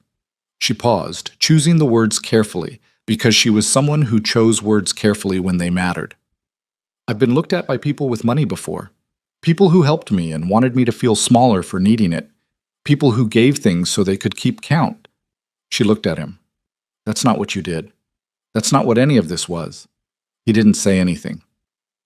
You sat across a table from me for 5 months, and you were just you, she said, and I got to figure out who you were at the same rate you were figuring out who I still was. That was... She stopped. That mattered. A lot. The afternoon light came through the panels, and the pots sat in their rows, and somewhere outside a car passed on the long road with more sky above it. And Grayson Hale stood in a greenhouse in April with the woman who'd once been afraid to ask for a bowl of soup and felt, in a way that was not dramatic and not perfect, and not anything like what love looks like in the version people plan for, exactly where he was supposed to be. I know I haven't made this easy, he said. Neither have I. You really haven't, he agreed. She almost smiled. Don't push it. He didn't push it. He stayed in the greenhouse until she finished the pots, and then they walked out together into the late afternoon, and the mountains were there on the horizon the way they always were. And the 30 days were ahead of them, and the months after that, and none of it was resolved yet, and none of it was simple, but it was real, and it was theirs, and that was enough for now, which is usually how the things that last actually begin. The 30 days did not pass cleanly. Nothing important ever does, and anyone who tells you otherwise is either selling something or remembering wrong. The 30 days passed the way significant waiting periods always pass, in chunks, some of them manageable and some of them not, with good news arriving in the same week as complications, and the whole thing requiring more patience than either Grayson or Natalie had budgeted for when they'd walked out of City Hall into that April afternoon feeling, briefly, like the hard part was over. The hard part was not over. It was just different now. The state comptroller's office acknowledged receipt of the documentation within the first week, which was faster than Grayson had expected and slower than Natalie had hoped, which put them roughly where they'd been before in terms of mutual dissatisfaction with the pace. A preliminary inquiry was opened. That was the language used. Preliminary inquiry, which was bureaucratic for, we are looking at this, but we are not yet committed to finding anything, and both of them knew it. Alderman Price resigned from the council on day 11. He announced it in a statement that cited personal reasons and the desire to spend more time with his family, which was the standard language for a man who had seen what was coming and decided to get ahead of it. His resignation was reported in the Tribune with a sidebar that connected it to the ongoing audit inquiry, without quite stating the connection directly, which was the kind of careful journalism that Casey did well. 2 days after that, Warren Holt, the deputy director, was placed on administrative leave while the internal county review proceeded. His styrofoam cup and his folder and his practiced blandness were no longer present at any official meetings, which changed the texture of those rooms in ways people who had sat in them regularly would describe later as a relief they hadn't known they were waiting for. The third council member, Alderman Cosgrove, did not resign. He hired a lawyer and said nothing publicly, which was tactically sound and personally revealing in equal measure. The independent audit of the CDBG fund allocation began on day 14. It was conducted by a firm out of Charlotte that had done similar work in 3 other North Carolina counties, and its lead auditor was a woman named Sheila Tran, who had, by all available accounts, never found a set of municipal books she couldn't read completely. Grayson knew her by reputation. He'd provided the 47 pages to her office directly, as part of the hearing record, and she'd called him once, a 12-minute conversation, mostly her asking specific questions about the financial chain and him answering them, and at the end she'd said, "This is well documented," in the tone of someone who encounters well-documented things less often than she should. "We did our homework," he'd said. "Most people don't," she'd said, and hung up. The Safe Harbor grant decision came on day 28, 2 days before the deadline. Natalie was in her office when the email arrived. She read it twice, very fast, then once more slowly.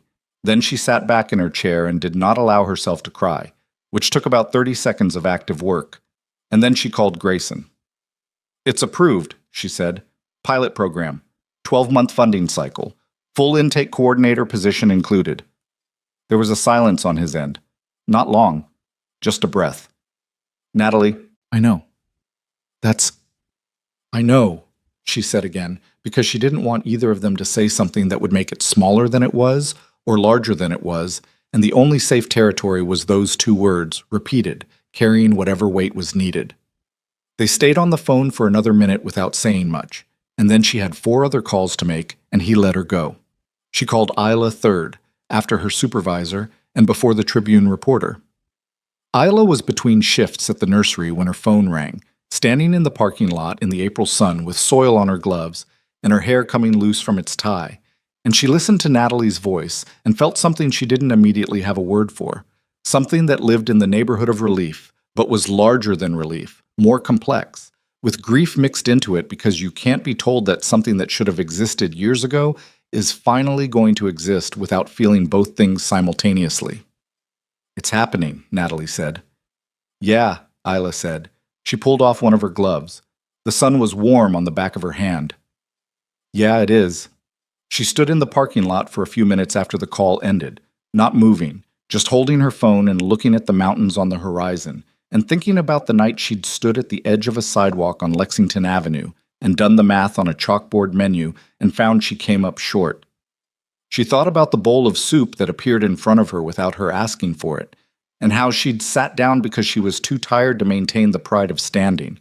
She thought about how much had changed in 7 months, and she thought about how much hadn't, how she was still the same person who'd stood at that sidewalk edge, still carried the same fears in the same places, still woke at 3 a.m. sometimes with the specific dread of someone whose floor had dropped out before and who couldn't fully trust that it was solid now. That hadn't gone away. She wasn't sure it ever fully went away, once you'd learned it could happen. But the floor was there. That was something. That was actually quite a lot. She put her glove back on and went back to work. The May returning student grant cycle opened on the 1st of the month, as Dr. Pierce had said it would. Isla submitted her application on a Sunday afternoon at the kitchen table of the studio apartment that she'd been calling home for 6 months. Not with enthusiasm exactly, because the application process for anything that mattered was too fraught for enthusiasm, but with a kind of deliberate steadiness. She filled in the forms accurately.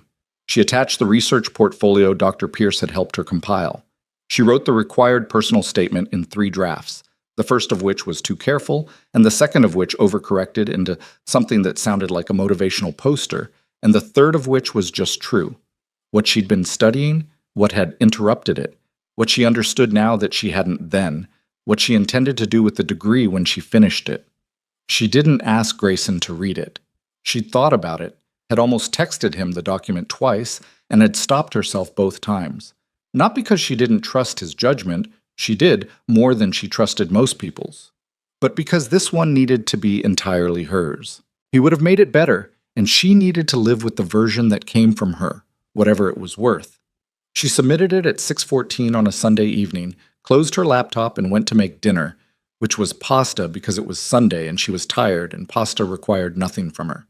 She told Grayson about the submission at Thursday dinner, which had continued unchanged through all of it, through the hearing and the audit and the grant approval and Price's resignation and Holt's administrative leave. The Thursday dinners had a kind of structural integrity that none of the upheaval had touched, and she'd noticed that about them. Noticed that they were the one fixed thing in a period of significant unfixedness, and the noticing had told her something she hadn't known how to say directly yet. "I submitted on Sunday," she said. "How do you feel about it?" "Like I wrote the best version of it I was capable of writing," she said. "Which means if it's not enough, it's genuinely not enough, and that's useful to know. And if it is enough," she looked at the table. "I haven't let myself think about that part yet." "That's probably right," he said. "Think about it when it's real." "That's what I've been doing all year," she said. "Thinking about things when they're real instead of in advance." "Is it working?" She considered that seriously. "Better than the other way," she said. "The other way I just scared myself out of things before they had a chance to happen." Ethan was listening to this with one ear while ostensibly focused on his drawing, which was the latest version of the map. It had grown to 4 sheets of paper now, taped together at the edges, and included a neighborhood around the central house, with named streets and nearby features, and the medium-sized dog rendered with more anatomical confidence than in previous versions. "It's getting very big," Isla told him. "Maps have to be accurate," he said. "You can't leave things out." "What are you going to do with it when it's done?" He looked up at her with an expression that suggested this was a question he'd already thought about extensively. "Frame it," he said, "and put it on the wall. In the house." "Which house?" "The one on the map," he said, with the calm certainty of a 7-year-old who has already decided how things are going to go and doesn't see the need to discuss it further. Grayson looked at his son and then looked at Isla and found her already looking at him, which was a thing that happened more often now, but the simultaneous look, both of them arriving at the same moment from different directions. She held his gaze for a second and then looked back at Ethan's map, which was spread across half the table and still technically in progress, still missing details that Ethan hadn't gotten to yet. Still being made. That was the phrase that stayed with Grayson afterward, driving home with Ethan asleep in the back seat the way he always was on Thursday nights. Still being made. That was the most honest description of everything. The program, the audit, the application, whatever was growing between him and Isla, his own slow reemergence into a public life that he was learning to participate in without letting it consume him the way it had before. None of it finished. All of it in process. That was not a comfortable state, and he'd spent most of his adult life trying to move things to completion as efficiently as possible because completion felt safer than the middle of things. He was learning to be in the middle of things. Ethan helped with that, had always helped with that, because children live entirely in the present tense and drag you there with them whether you want to go or not. June came, and with it, summer settling over the mountains with less drama than the seasons before it. The audit report arrived in the first week. Preliminary, not final, but substantial. Sheila Tran's firm had reconstructed the full financial chain, and the numbers were, as Marcus had said, airtight. The diversion of public funds was documented across 4 fiscal years, with the total amount redirected from community services programs coming to just over $2.3 million. It was not an abstraction. It was a number with specificity and weight, and when it was reported in the Tribune and picked up by regional outlets, that specificity was what made it land. People understand $2 million better than they understand policy failure. It was a fact of public attention that Grayson had always found frustrating and had learned to work with. Alderman Cosgrove's lawyer negotiated a cooperation agreement with the County Ethics Board in the second week of June. The agreement required Cosgrove to provide testimony about the structure of the scheme in exchange for reduced personal liability, which meant the full picture of how it had operated, who had initiated it, how long it had been in place, what decisions had been made at what levels, was going to be on the record. Grayson's attorney called him with the news on a Tuesday morning, and he sat at his desk and felt not triumph, but something more like exhaustion, the specific fatigue of a problem that has finally been fully surfaced after months of existing underground. He called Natalie. She answered on the second ring. "I heard," she said. "It's not over. These processes take—" "I know how long they take," she said. "I've been in this system for 7 years." A pause. "But the record exists now. It can't be unmade." "No," he said. "It can't." "That's what matters," she said. "Not the speed. The permanence." He thought about that for a while after the call ended. The permanence. The record. The thing that could not be unmade. He'd spent 2 years believing that stepping back from the public machinery meant choosing permanence over noise. And he'd been right and also wrong in equal measure because permanence sometimes required making noise, required stepping back into the room and putting your name on something, even when you'd grown to prefer the quiet. He didn't regret it. He'd been asking himself that question periodically since April, and the answer kept coming back the same way. No. He didn't regret it. He was having lunch at his desk when his phone rang and he saw it was Isla and answered immediately because she almost never called midday. "I got an email," she said. He put down his fork. "From the graduate program's office?" Her voice was controlled in the way it got when she was managing something large. "The grant. The returning student grant." He waited. He did not say anything. He understood that this moment was hers and his job was to hold the space for it. "I got it," she said. He let out a breath. "Isla. Full funding, September enrollment." Her voice cracked on the last word, just slightly, a small fracture in the controlled surface that she didn't try to hide. "I'm going back." He sat at his desk with his phone against his ear and looked at the wall, at nothing in particular, and felt something that he had not felt in a very long time, a clean, uncomplicated gladness, the kind that doesn't require qualification or management, that exists entirely in the present moment without dragging the past into it or worrying about the future. He felt it for about 10 seconds. It was enough. "You were always going back," he said. "It just took the right path. You helped clear the path. Natalie helped. Your advisor helped. You cleared it." "Grayson," a pause. "Don't do that. Don't deflect. Just let it be something you were part of." He was quiet. Then, "Okay. Okay," she said. And then, after a moment, she laughed. The real one. The one that still caught him off guard because of how it had started. That first December night in the snow when she'd produced it, and seemed surprised by herself. "I have to call Dr. Pierce, and then I have to go back to work because I'm in the parking lot and I've been on the phone too long." "Go," he said. "Thursday," she said. "Thursday," he confirmed. She hung up, and he sat at his desk with his cold lunch and the news and the specific sound of her laugh still in the air of the room, and thought about October, about cold sidewalks and a woman who'd calculated the price of a bowl of soup and found herself short, about the distance between that night and this Tuesday in June when she called him from a parking lot to say she was going back to finish what she'd started. 7 months. Not very long in most measures. Long enough in others. Safe Harbor opened its doors on the first Monday of August, in a small office suite on Marymount Avenue that Natalie had found through a contact and negotiated into the program budget with her characteristic combination of patience and immovability. The suite had 2 intake rooms, a small waiting area with chairs that were actually comfortable, and a wall that Natalie had painted the previous Saturday with the help of 3 volunteers and several gallons of a warm yellow that she'd spent 20 minutes choosing because color mattered, she said, in a place where people were already carrying a lot. The first day was quiet. 6 people came through. Natalie processed each intake herself, sitting across from each person with her full attention and none of the bureaucratic exhaustion that turned help into a transaction.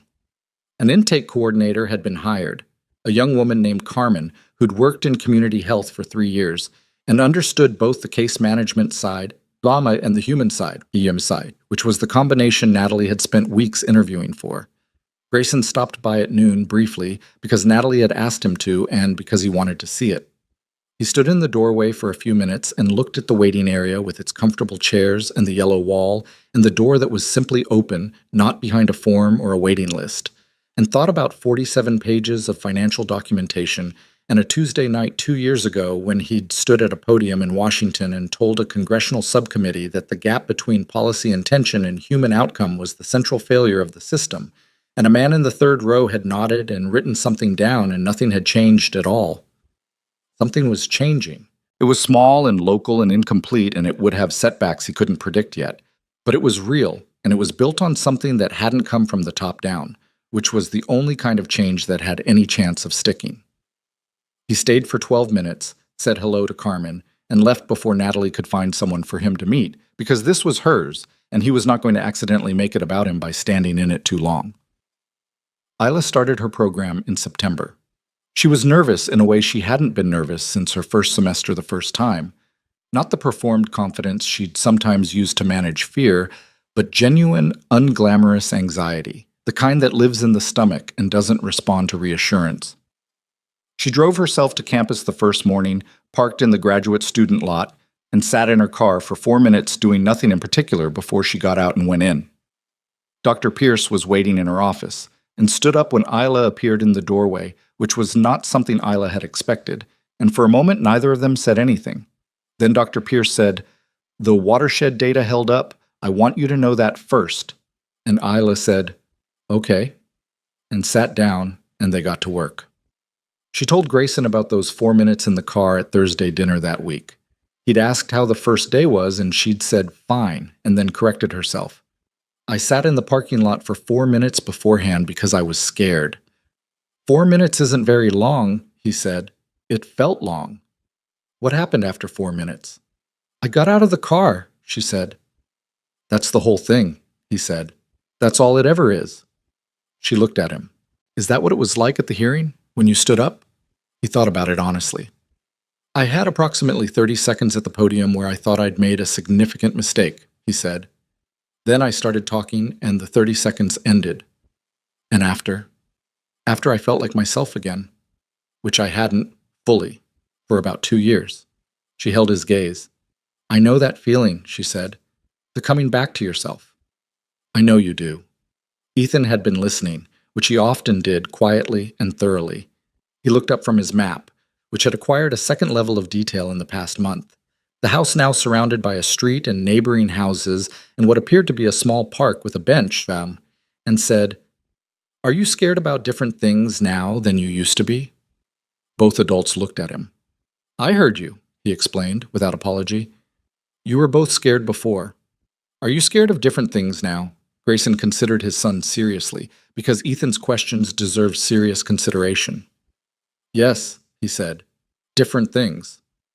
Me too, Ethan said, and went back to the map, apparently satisfied with this exchange. Isla looked at Grayson with an expression that was doing several things at once. He looked back at her with an expression that was probably doing several things at once as well. Neither of them had named it yet. They'd been circling it for months, since the greenhouse in April, since the text exchange after the hearing, since December in the snow when she'd said okay and meant something larger than the word. And the circling had its own honesty in it, the honesty of two people who'd both been hurt by rushing toward things and had silently agreed to take this one at the pace it needed. But the circling had to end somewhere. Things that are real require acknowledgement eventually. It ended not dramatically, not on a Thursday, not at the restaurant, but on a Saturday afternoon in late October, exactly 1 year after the night they'd first sat across from each other. When Grayson drove to the campus neighborhood where Isla was now living in a small apartment closer to the university, and they walked together through the neighborhood, and the trees were the same October color they'd been a year ago, and the mountain air had the same specific cold in it, and they were talking about something ordinary, something Ethan had said that week, or something Dr. Pierce had said. He couldn't remember later which. And they stopped at a corner to let a car pass, and when they stepped off the curb, she took his hand. Just that. No speech, no moment prepared for, no lines anyone had rehearsed. She just reached over and took his hand, and they kept walking. He held on. After a while, she said, I was thinking about a year ago. So was I, he said. You ordered me a bowl of soup. You looked hungry. I was hungry, she said. I was also terrified and embarrassed and ready to walk away. I know. Why didn't you just give me the leftovers? Why a new bowl? He thought about it. He'd thought about it before in the abstract, but standing here with her hand in his on an October street, he thought about it more carefully. Because leftovers say, I'm done with this. You can have the rest of it. And that wasn't... He paused. That wasn't what I wanted to say. She was quiet for a moment. What did you want to say? Sit down, he said.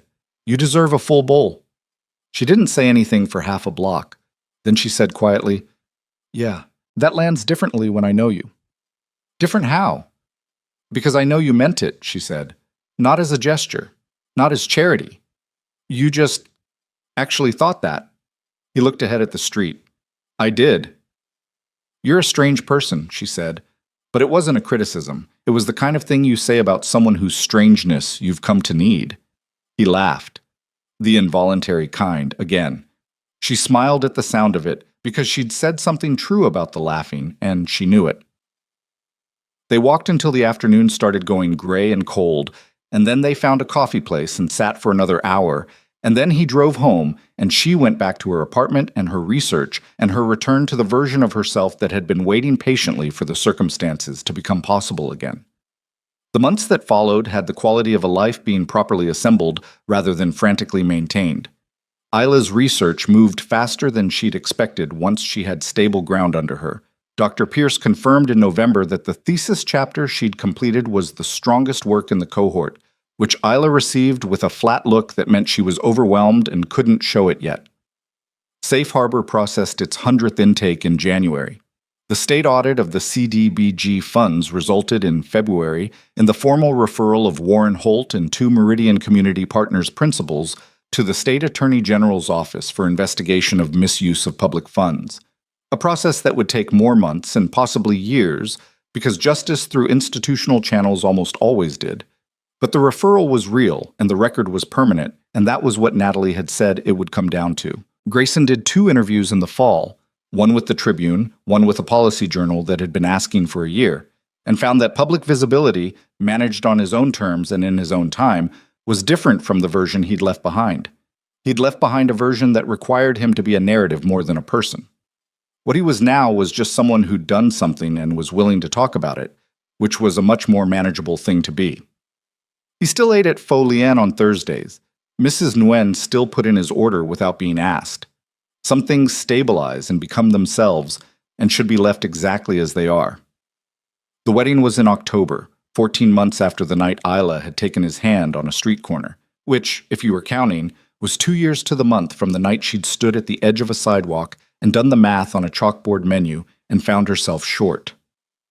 Grayson had asked her in June, on a Thursday, at the corner table, without a ring, because he'd asked her opinion on rings once, and she'd said she found them awkward and he believed in taking people at their word.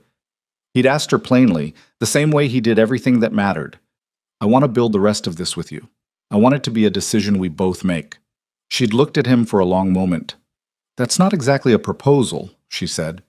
It's exactly a proposal, he said. It just doesn't have the standard delivery. You're going to drive me insane for the rest of my life, aren't you? Probably, he said. She'd said yes. The ceremony was small. Natalie was there in a dress she'd borrowed and complained about in equal measure. Doctor. Pierce came and sat in the second row with the contained satisfaction of a woman watching something she'd been invested in from a distance come to its right conclusion. Marcus flew in from Charlotte and spent most of the reception telling anyone who would listen about the financial documentation, which was his version of celebrating. Mrs. Nguyen sent soup, an actual container of Fo Lien's number 7, delivered to the venue by her granddaughter because Mrs. Nguyen did not close the restaurant on Saturdays but understood the symbolism. Ethan wore a tie that he'd chosen himself, which was green and slightly too wide, and he wore it with the conviction of someone who has made an aesthetic decision and intends to see it through. He stood next to his father during the ceremony with his hands clasped in front of him, and his expression serious and attentive. And if he cried at any point, he did so privately, which was how he handled most things, taking after his father in that regard. Grayson had not prepared remarks. He'd thought about it for weeks, and kept coming back to the same conclusion. The things he wanted to say were not the kind that benefited from prior composition. So when the officiant asked if he had words, he looked at Isla, standing in a simple dress the color of somewhere warm, hair loose, a small crease of nervousness at the corner of her mouth that he recognized and loved, and he said what was true. I've had a table for a long time, he said. I sat at it for years and it was fine, and I told myself fine was enough. And then one October night, I offered you a seat at it, and you sat down. And I've been realizing since then that the table was never really mine. It was just where I was until you got there. Isla looked at him with that steady look, the one that had started on a cold sidewalk when she'd been trying to figure out his angle and hadn't found one. She was not crying, which he'd known she wouldn't. She cried privately, the same as Ethan, the same as him, the three of them a household of people who felt things deeply and handled them quietly. But her eyes were doing what they did when she was holding something too large to carry easily. I'll always make sure there's a place for you at my table, he said. That's the one thing I can promise without conditions. She nodded once, the small nod that meant she believed him. He'd learned to read it 7 months into their first year, back when she'd accepted his reason for not using his last name with a quiet okay that contained more trust than most formal agreements. After the ceremony, Ethan disappeared for a while and came back with something flat and folded under his arm, which he presented to Isla with the gravity he brought to his important things.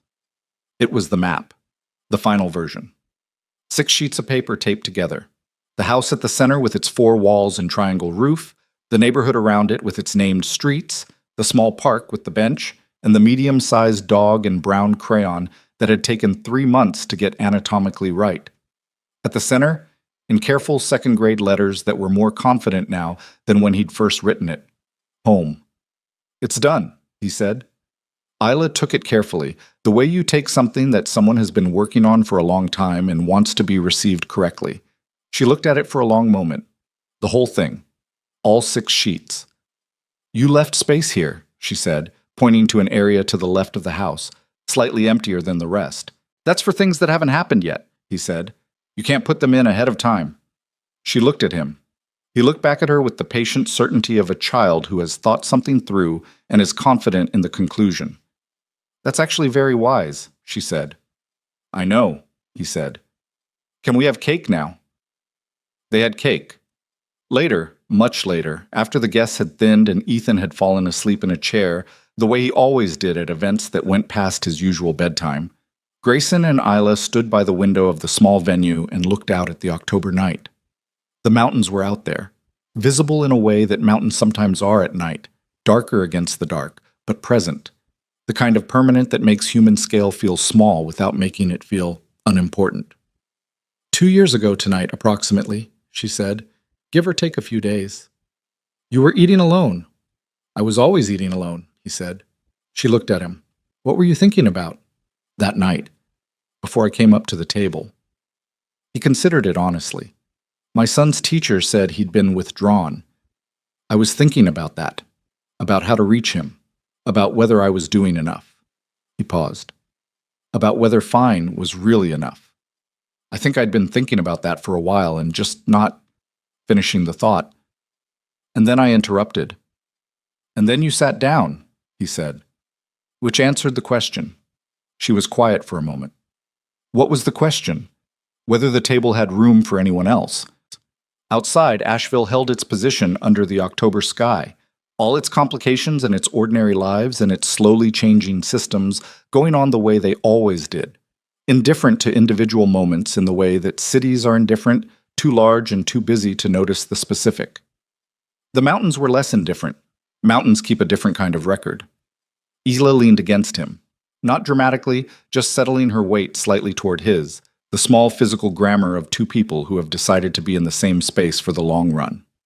He put his arm around her, also without drama, the way you do a thing that has already become the natural extension of another thing. I've been thinking about what I would have done, she said, if you'd given me the leftovers. What do you think you would have done? Eaten them and left, she said. I wouldn't have come back. He thought about that, about the particular weight of small decisions, not the large ones that announce themselves as significant, but the ones that take about 3 seconds and feel, in the moment, like nothing much. I almost did, he said. Give you the leftovers. I had the bowl halfway across the table. She looked up at him. What stopped you? He didn't have a clean answer. He'd asked himself the same question in various ways over the past 2 years, and the best answer he'd found was also the most honest one. He'd stopped because something in him had known, in the 3 seconds available for the decision, that halfway was not enough. That the choice between the leftover bowl and the full one was not really about soup. It was about what you believe a person deserves before they've proven anything to you, before they've earned it or explained themselves or demonstrated that the investment is worth it. The specific decision of what to offer someone who's standing at the edge of your space with nothing to offer back yet. He believed in the full bowl. He always had, even in the years when his own life had been arranged around other priorities, and he'd lost sight of the fact. That belief had been the thing that got him back to himself eventually, more than the quiet or the distance or any of the deliberate choices he'd made about how to spend his time. The belief had always been there, waiting. I don't know, he said. I just knew the leftovers weren't right. She looked at him for a moment, then looked back out the window. That's the whole story, isn't it? She said. Not a question. That's the whole story, he agreed. Ethan slept in his chair, his green tie askew, the map folded on the table beside him, its center word facing up. The mountains kept their watch outside. The small October city went on with its ordinary, extraordinary life, and the two people at the window stood in the good weight of where they'd ended up, which was not where either of them had planned to be, and was better than anything they'd planned, and was entirely theirs. Not perfect, not finished, not without the particular anxieties and imperfections and unresolved edges that are the actual texture of a real life shared between real people. But home, whatever that word carried, whatever it held, it was that. It had been that, Isla would think later, almost from the beginning. She just hadn't known yet what to call it.